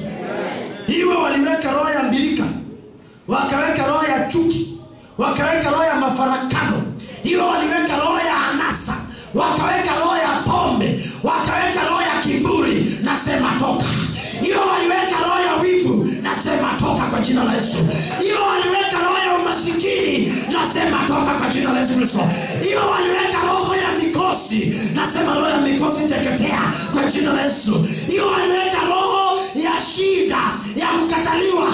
ya kutoinuliwa, ya kutopendwa, nasema toka kwa jina la Yesu Kristo. Ninatangaza roho iliyotoka mbinguni, yeye aliyetoka mbinguni atawale ndani yako. Maana imeandikwa in 1 Corinthians 15 kuwa roho iliyotoka mbinguni ndio itakayotawala. In Jesus name. Yesu aliwekwa katika kaburi na wakafingirisha ile njiwe. I'm reading Matthew 27 from verses 57 to 68. Kuanzia chapter 28 also verse 1 to 5. Wakati tunaambiwa chapter 28 verse 1 kwenda chini, malaika aliposhuka alipigirisha lile njiwe na akalikalia. Nao tunaona chapter 27 walipita wakasema tunakumbuka yule mwizi, yaani yule mkora ambaye wanafunzi wake wanaweza kuja kumwiba usiku, weka alama. Naye akawaambia endeni mkalilile kaburi jinsi mjuavyo. Na wakati ule walikuwa wanaweka seal kwa dola ya Kirumi, wakachukua wakaweka seal ili sasa ikivunjwa waseme ni wao wamemwiba. Wao wakaita Yesu mkora na wakaita wanafunzi wa Yesu wale, hadi wakaita Yesu mjanja na wakaita wanafunzi wa Yesu uwezi. Bwana Yesu Kristo asifiwe sana. Na wakaweka seal. Hapa kuna watu ambao wamefungwa na shetani, na shetani akaweka seal. Seal ambazo wanaweka labda kwa madhabahu ambao wanatumia, anaweza kuwa ameweka seal ya damu ya mtu, au damu ya mbuzi, au damu ya kuku, au damu ya mnyama, au damu ya ng'ombe, au chochote kile. Wanaweza kuwa wameweka seal kinyesi. Chochote ambacho wametumia kusil wewe katika shida yako. Unasikia watu wakisema that person's fate is already sealed. Natangaza that seal is broken. Natangaza that seal is broken. Natangaza that seal is broken. Natangaza that demonic satanic seal is totally broken in the name of Jesus Christ. That seal ambao waliweka ili usitoke katika shida waliokuweka ndani, I break that seal now by the fire of the Holy Spirit, because your life will be divided from today in the holy precious name of Jesus Christ. And then walipoweka wakaweka walizi, wakaweka malaika walizi walinde ile kaburi. Kwa hivyo nao unakuta umeweka kwa shimo, na ukiwa umeweka kwa shimo wameweka tena walizi, manjini, mapepo, miungu, mizimu, na kupea the four kodi zake hapa nitakusomea sasa hizi. So wameweka hizo vitu vinne kwa sababu zinakuweka miungu, mizimu, mashaitani na mapepo. Manjini kwa klasi ya mapepo. Kwa hivyo sasa wakati waliziweka wakaziambia linda pasije mtu amchukue hapa. Yaani wewe umeweka kwa shimo ya kichawi na wameweka seal, wamefunga na vitu vyao, wameweka na kamuti yao, and then wameweka mapepo, wamewaambia kusije mtu akutoe pale. Yesu anashuka mahali ulikuwa umefungiwa na unatoka, wapende wasipende. It doesn't matter wameweka mapepo bilioni ama legends. Hata pale katika nchi ya Grace Mark chapter 5 na Luke chapter 8 walikuwa wamefungia Yesu, walikuwa wamefungia Mumbiri. Wakati Yesu alifika, aliposema tuvuke mpaka ng'ambo, alipofika ile ng'ambo alikuwa anaenda kuharibu shimo la mji, na akaanza kama mji unaokaa kama kuna shimo, hilo shimo linalivunja. Na wakati alifika pale alikutana naye ambaye alikuwa na 6000 demons ambao waliingia kwa nguruwe 2000, na nguruwe akafa maji wote. Na mimi natangaza hata kama wameweka 100, hata kama wameweka thousands, hata kama wameweka kiasi gani, in a twinkling of an eye now yote inateketea milele kwa jina la Yesu Kristo. Ninasema in the name of Jesus Christ, achia maisha yako. Na alipofunguliwa akaenda kuhubiri. Hapa najua kuna mtu anafunguliwa leo anaenda kuwa mkubwa. Kuna mtu anafunguliwa leo anaenda kuwa mkuu. Kuna mtu anafunguliwa leo mambo yake yote inaenda kuwa sawa. Kuna mtu anafunguliwa leo ambao mambo yake inaenda kuwa imejaa mwanga. Kuna mtu anafunguliwa leo ambao mambo yake yanaenda kuwa yamejaa kima cha baraka. Ninasema na wewe, na wewe, na wewe, na wewe, na wewe, nasema funguka, nasema funguka, nasema funguka, nasema funguka in the name of Jesus Christ. It doesn't matter wamefunga kiasi gani, kwa sababu akiwa wamekaa pale asubuhi wanapita wale makuhani, wanapita pale wale wachawi, wanapita pale wanauliza walizi, mambo iko sawa sawa, wanasema iko sawa sawa. Lakini wacha nikwambie, saa ya kukombolewa kwako hakuna ambaye anaweza simama azuilie. Wakati malaika wa Bwana alishuka, kulikuwa ni kama kuna mitetemeko ya ardhi. Alishuka akakalia, akambigirisha lile jiwe na akalikalia, kwa sababu ni malaika, na akakaa na ujasiri wote na ujeuri wote, na wale wakawa ni kama wafu. Na Mungu kusema haya mambo, maana ndio walimuona, hakuna mwingine aliyekuwa pale. Wale walizi, wale wanaume ndio tu bado walitoa habari vile malaika alishuka na wao wakakufa. Haleluya. Nami natangaza hao wachawi, hao waganga ndio tu watatangaza vile Mungu wako anatoshana. Riba baba ndio watatangaza vile Mungu wako anatoshana. Maana Mungu wako hatoshani na mwanadamu. Tunaambiwa mahali kwa kitabu cha Matendo mambo ya Nyakati wa kwanza chapter 21, tunaambiwa malaika akashuka akakutana na hao wanajeshi wa Filisti akawapiga mara moja 185,000. Hata kama wanatoshana nje, hao watu ambao walikuwa wanatangaza vile umeisha ndio wanaenda kutangaza vile umeinuliwa, ndio wanaenda kutangaza vile umebarikiwa, ndio wanaenda kutangaza ukuu wa Mungu ndani yako. In the name of Jesus Christ. It doesn't matter wamepiga kiasi gani, lakini what matters is wakati ambao umeamuriwa na Bwana unapoenda kufika. Kama vile Waisraeli walikuwa wamepangiwa miaka 400 katika nchi ya Misri, na baada ya miaka 400 Mungu akaanza kupanga chama na akaanza kupanga mambo ya kuwakomboa. Ila walimaliza miaka 430. Natangaza hata kama siku yako ilikuwa imepita, leo ndio siku yako ya kurudia uzima wako. In the name of Jesus Christ. Ninatangaza vile baada ya siku zilizokuwa zimeamriwa na Mungu, siku za uovu 400 zilipoisha, hiyo miaka 400 malaika wa Mungu alishuka. Mungu akakutana na Musa. Musa akaona moto unawaka mahali, akakaribia, akaambiwa toa viatu. Akauliza wewe ni nani? Wewe ni moto ama ni nani? Moto inaongea namna gani? Akaambiwa mimi ndimi ndiye. Hallelujah.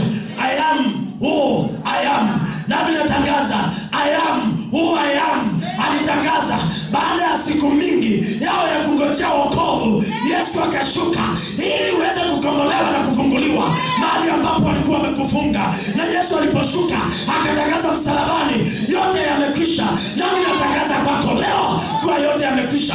Haijalishi wamejaribu kiasi namna gani, haijalishi wamefunga namna gani, waliweka Yesu katika kamburi, wakafunga na siri zao wakidhani Yesu atatoka pale. Natangaza ni saa yako ya kutoka kwenye ulikokuwa umefungwa, ni saa yako ya kutoka kwenye mashimo, ni saa yako ya kutoka kwenye hiyo kamburi ya shida, kutoka kwenye hiyo shida, kutoka kwenye hiyo fedheha. Nasema njoo, nasema njoo, nasema njoo, toka huko uliko, njoo, toka huko umefungiwa, njoo, njoo, njoo, njoo, in Jesus name.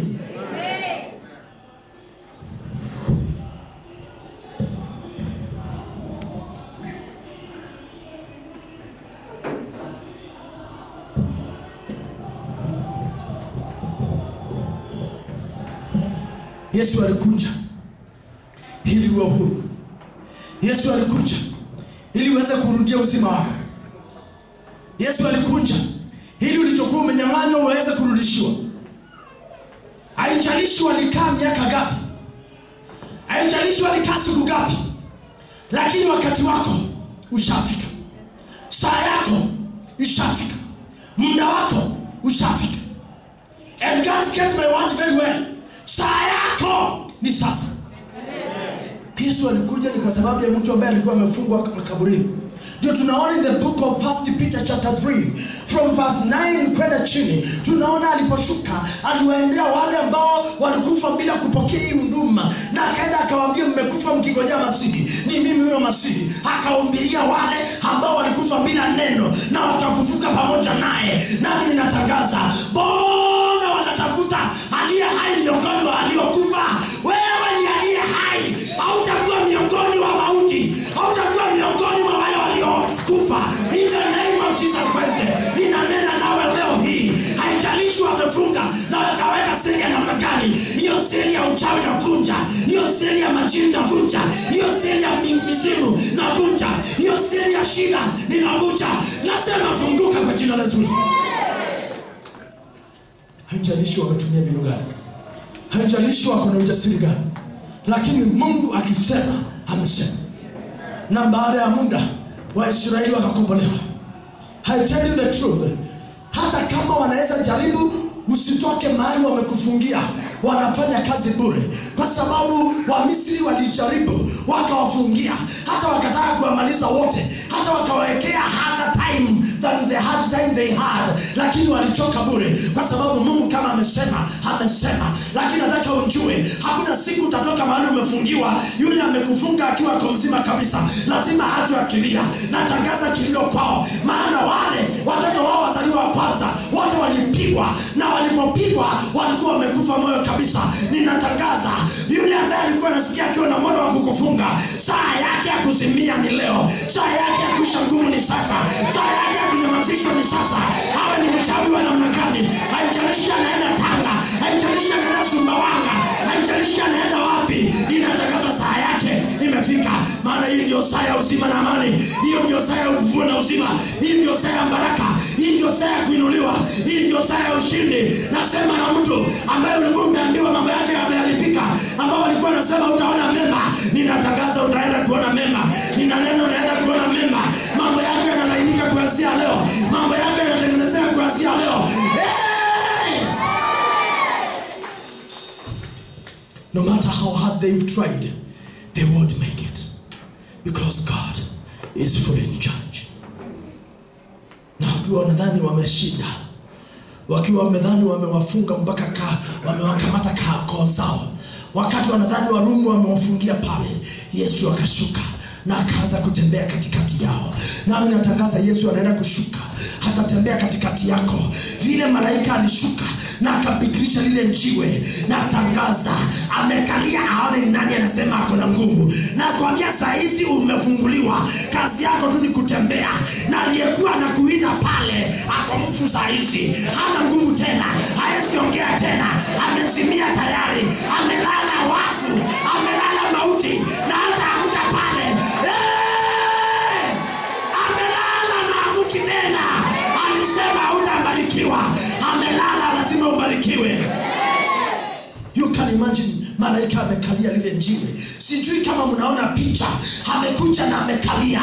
Sijali kama ni chafu kama ni safi, amekalia lile jiwe. Amesema I am here to watch over you. Ni mchuko na nguvu ama hauna nguvu. Na kuambia hivi, Yesu alitoka nje bila kumzuia. Kama saa yako ya kutoka nje ya mahali ulikuwa umefungiwa, hiyo njela ni imefika na ni sasa, lazima utoke. Na natangaza wale walikuwa wanakuweka pale hawana nguvu tena, hawana mamlaka tena, hawana uwezo tena. Saa yako ya kutoka pale ulikokuwa umefungiwa imekwisha, na sasa ni kushika safari. Twende. Maana saa yako ya kutoka pale ishafika. Wacha nisikie haleluya ya nguvu.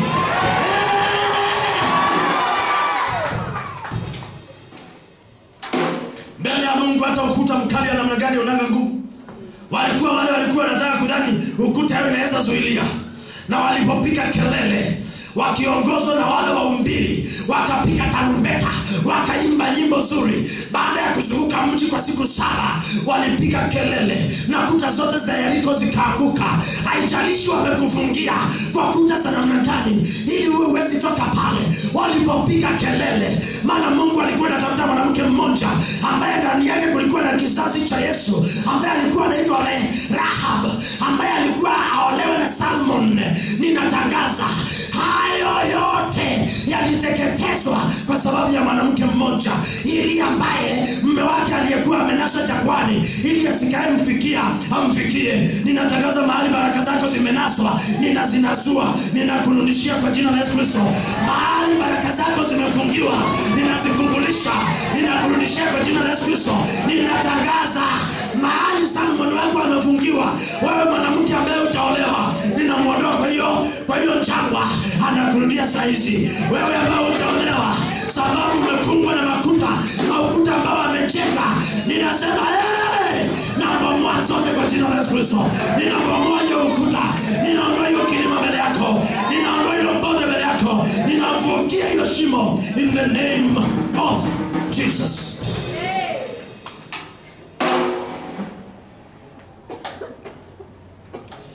Wanaweza kuwa wamekucage kwa mashimo, wanaweza kuwa wamekuweka kwa kamuchi na wakakufungia. Usikawahi toka hapo. Ninatangaza kama ulienda kwa kazi ya muhindi ya kufungia, na kutoka ulikokuja Nairobi miaka 15 imeisha, na kazi yako tu unajua kufungia na kuondoa hapo. Unaenda kazi kubwa. Kuna wengi sana ambao hawajasoma. Hata tuliona mmoja alikuwa mpaka CS. Alikuwa hajaifika class 8. Na alikuwa CS wa sports.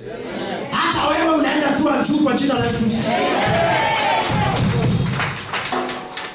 Haijalishi wamejaribu kiasi gani.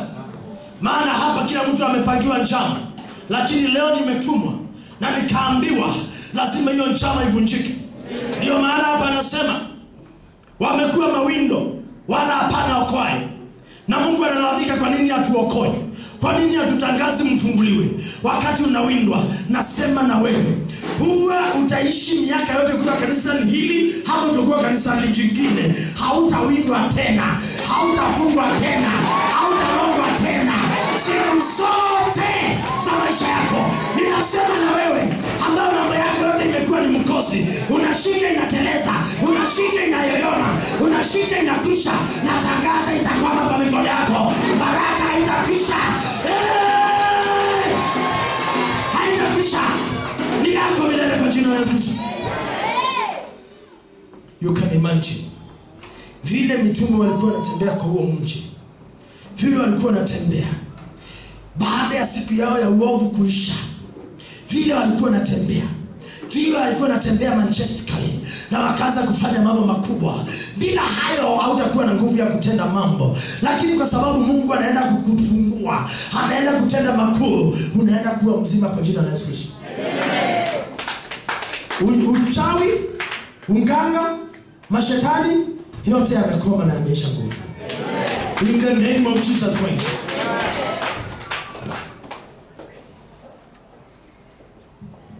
Sema siku ya uovu iliyopangwa kwa ajili yangu, ninaifuta kwa jina la Yesu. Ninaifuta siku ya ubaya iliyoandaliwa kwa ajili yangu, ninaifuta kwa jina la Yesu Kristo. Soma Zekaria chapter 3 verse 1 to 4. Utaona vile huyo mwanaume ambaye anaitwa Joshua, shetani alienda kupigana naye. Soma Thessalonike wa pili sura ya 2 mstari wa 3. Mtu awaye yote asiwadanganye kwa njia yote, maana inji usipokuwa kwanza ule ukengeufu, akafunuliwa yule mtu wa kuasi, mwana wa uharibifu. Lakini nitakusomea Yeremia 17:7-8. Inasema, usiwe sababu ya hofu kuu kwangu mimi.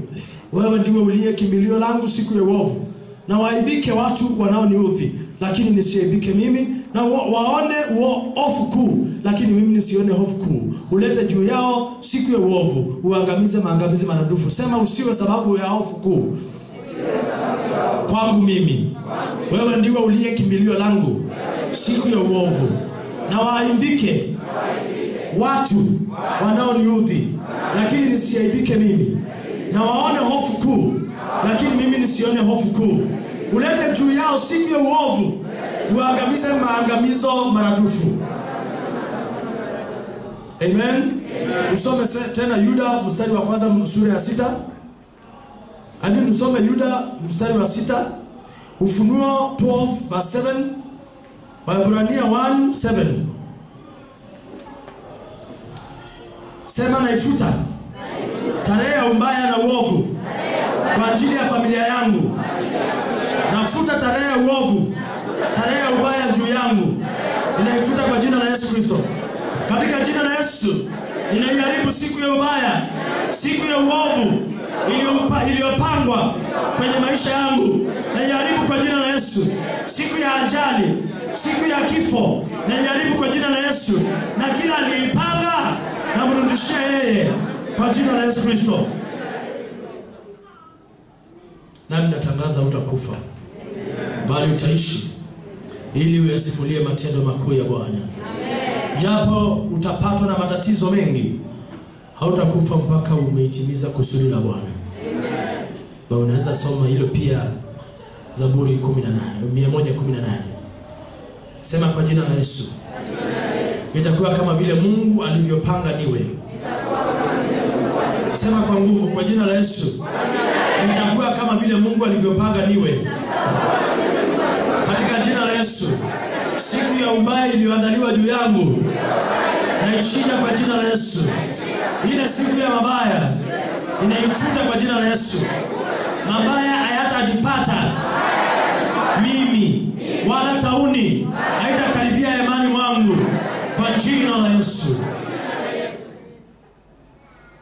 kuwa wamepanga majoka. Majoka ni walioanguka kutoka mbinguni, Ufunuo sura ya 12 mstari wa 7. Inaweza kuwa ni majini ambao majini ni mila ya Kiarabu. Inaweza kuwa ni mizimu ambao wamechukua mkondo wa familia yenu. Inaweza kuwa ni miungu ambao ni mashetani yanayoabudiwa, yanayolishwa na kunyweshwa. Yote hayo hayana mamlaka juu yako. Sema kuanzia leo. Mashaitani, majoka, majini, mizimu, miungu imeshindwa kwa maisha yangu. Baba Mungu, omba kwa sauti vizuri sana hiyo ombi. Ninaomba unipe nguvu kwa ajili ya vita ya kuteketeza siku ya uovu juu yangu kwa jina la Yesu. Ninaharibu mabaya yote yaliyopangwa siku ya uovu kwa jina la Yesu. Ninateketeza mashetani yote yaliyopangwa kwa ajili ya siku ya uovu kwa damu ya mwana kondoo. Ninategua kila mauti iliyopangwa juu ya familia yangu kwa jina la Yesu. Ninatangaza mkuu wa bahari, mkuu wa bahari, ninakukamata katika jina la Yesu. Mkuu wa anga, ninakukamata kwa jina la Yesu. Ninakukomesha wewe mkuu wa ardhi, mpiga Kristo, in the name of Jesus. Wewe na mawakala wako wote ninakusambaratisha kwa damu ya mwana kondoo katika jina la Yesu. Ninategua matukio yaliyopangwa juu yangu kwa ajili ya siku ya uovu. Ninayasambaratisha kwa jina la Yesu, kwa damu ya Yesu. Imeandikwa, mabaya hayatanipata mimi, wala tauni haitaingia hemani mwangu. Ninaharibu mabaya yaliyopangwa kwenye biashara yangu, kwenye kazi yangu kwa jina la Yesu, kwa jina la Yesu, kwa damu ya mwana kondoo. Ninaharibu na kuteketeza mashetani yote yaliyoandaliwa kwa ajili yangu katika siku ya uovu. Na hiyo siku ya uovu naifuta. Mbele yangu hakutakuwa na siku yoyote ya uovu kwa jina la Yesu. Ninategua kila ajali iliyoandaliwa na makuhani wa kishetani, na wateketeza wote. Kila ajali, kila mabaya yaliyopangwa juu yangu na familia yangu kwa jina la Yesu, ninateketeza kwa jina la Yesu. Kwa mamlaka ya jina la Yesu, ninafuta kila saa na siku na mwaka na mwezi wa uovu na mabaya juu yangu na familia yangu kwa jina la Yesu. Unaweza piga magoti mahali ulipo.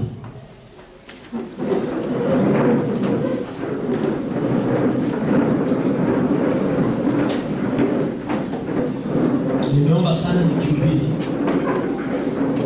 Piga magoti mahali ulipo.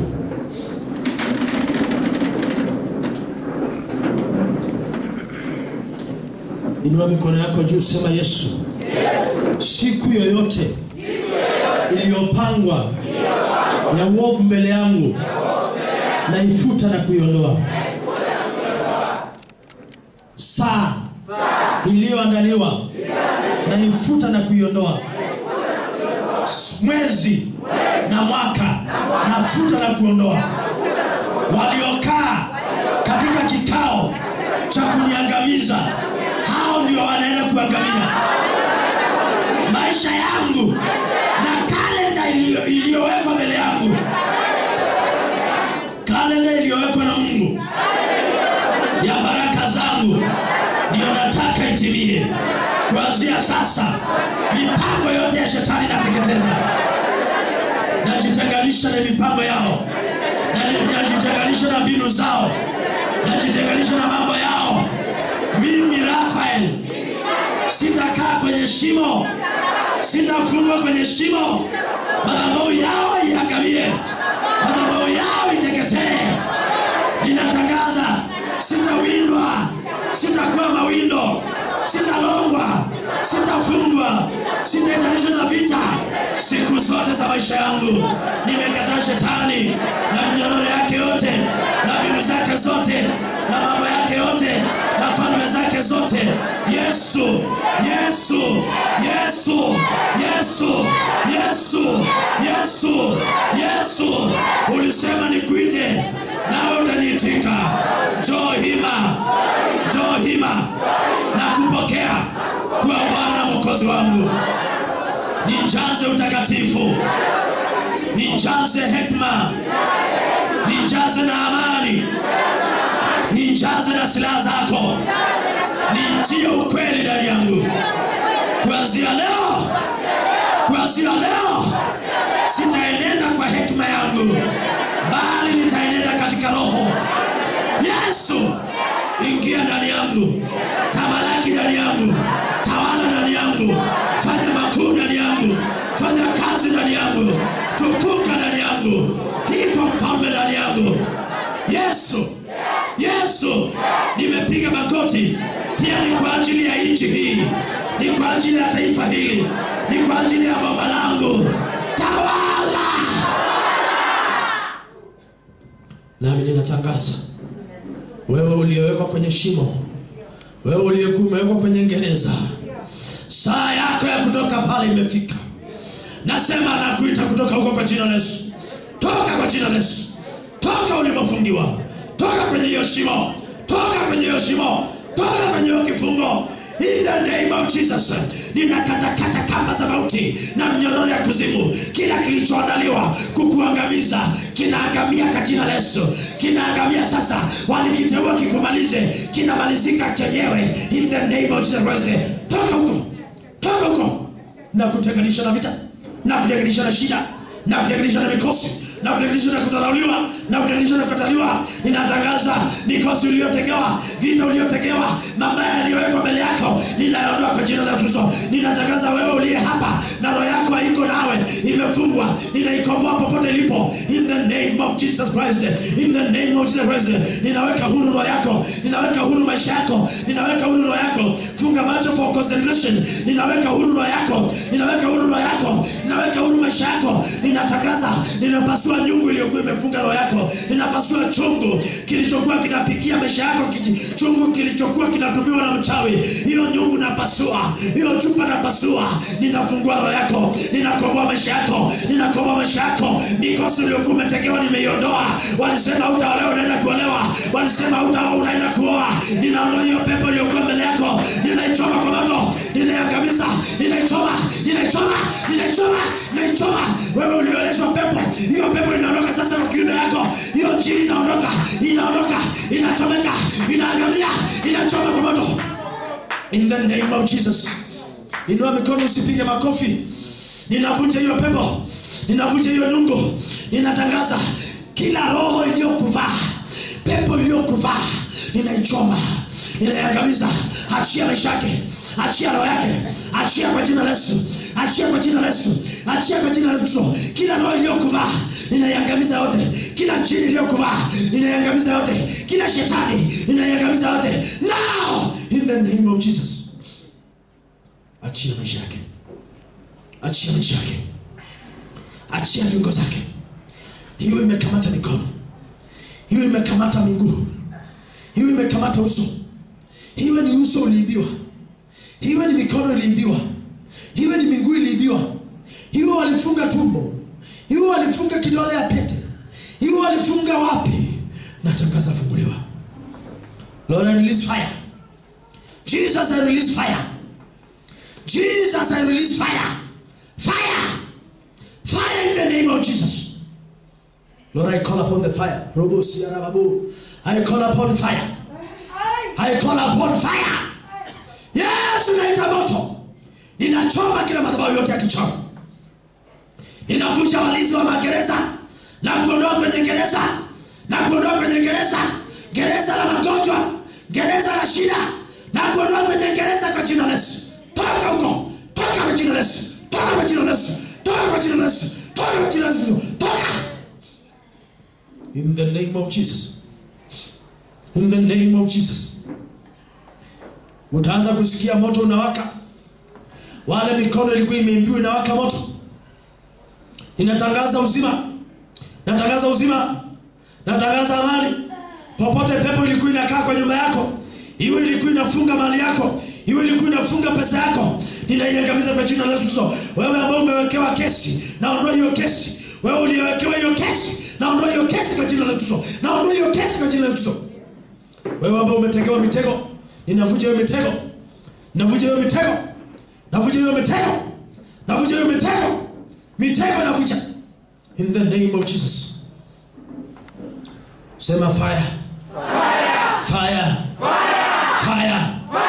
Fire. Fire. Fire. Consuming fire.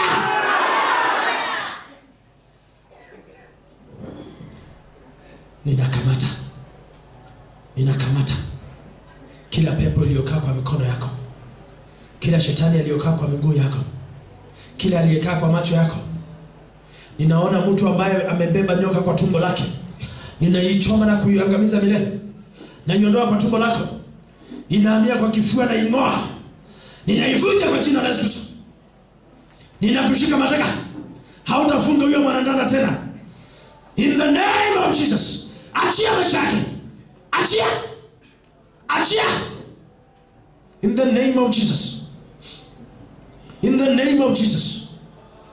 In the name of Jesus. In the name of Jesus. In the name of Jesus.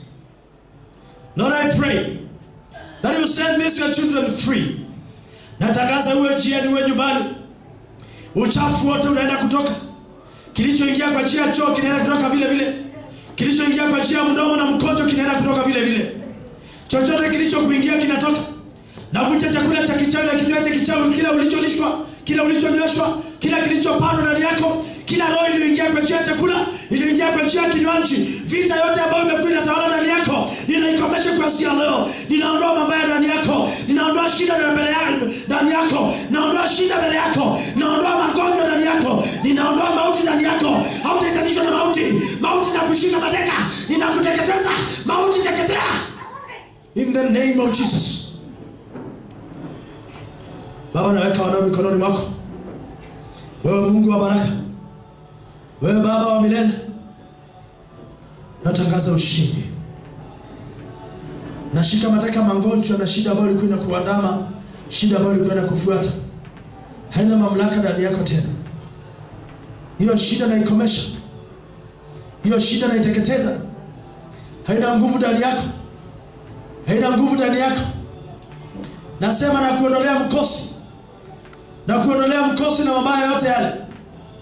Na kuondolea mkosi. Na kuondolea mkosi. Na jina lako lililoharibiwa natengeneza. Ibrahimu aliambiwa nitakufanya kuwa kizazi kikubwa. Nitakubariki na kulikuza jina lako. Nao utaitwa mbarikiwa. Nami natangaza kuanzia leo, ninalibariki jina lako. In the name of Jesus Christ, utaitwa mbarikiwa. Natangaza unaenda kuwa kizazi kikubwa. Nalo jina lako linaenda kubarikiwa, nao utabarikiwa. In the name of Jesus Christ. I command blessings on your way now. I command blessings on your way now. In the name of Jesus. I command blessings your way. In the name of Jesus. Pokea in the name of Jesus. I call upon the power of the Holy Spirit. I call upon the power of the Holy Spirit. I call upon the power of the Holy Spirit. I call upon the power of the Holy Spirit. I call upon the power of the Holy Spirit. I call upon the power of the Holy Spirit. In the name of Jesus. May the Spirit of the Lord, may the Spirit of wisdom and understanding, may the Spirit of counsel and might, Spirit of knowledge and the fear of the Lord fill you now. In the name of Jesus Christ. I call upon the power of the Holy Spirit. Ninaondoa vita iliyokuwa ndani yako yote. Ninaikomesha. Ninaikomesha. Ninaikomesha. Ninaikomesha.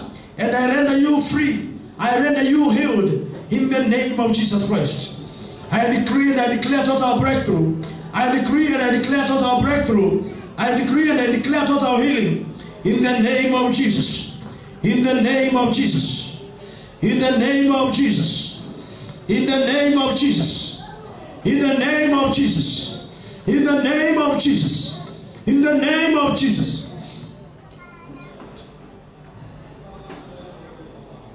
Sema Yesu. Yesu. Niweke huru milele. Renew me and bless me forever. In Jesus' name. I decree blessings upon you. May the Lord bless you and keep you. May the Lord make his face to shine upon you and be gracious to you. May the Lord turn his face towards you and give you peace forever. Simama, in Jesus' name.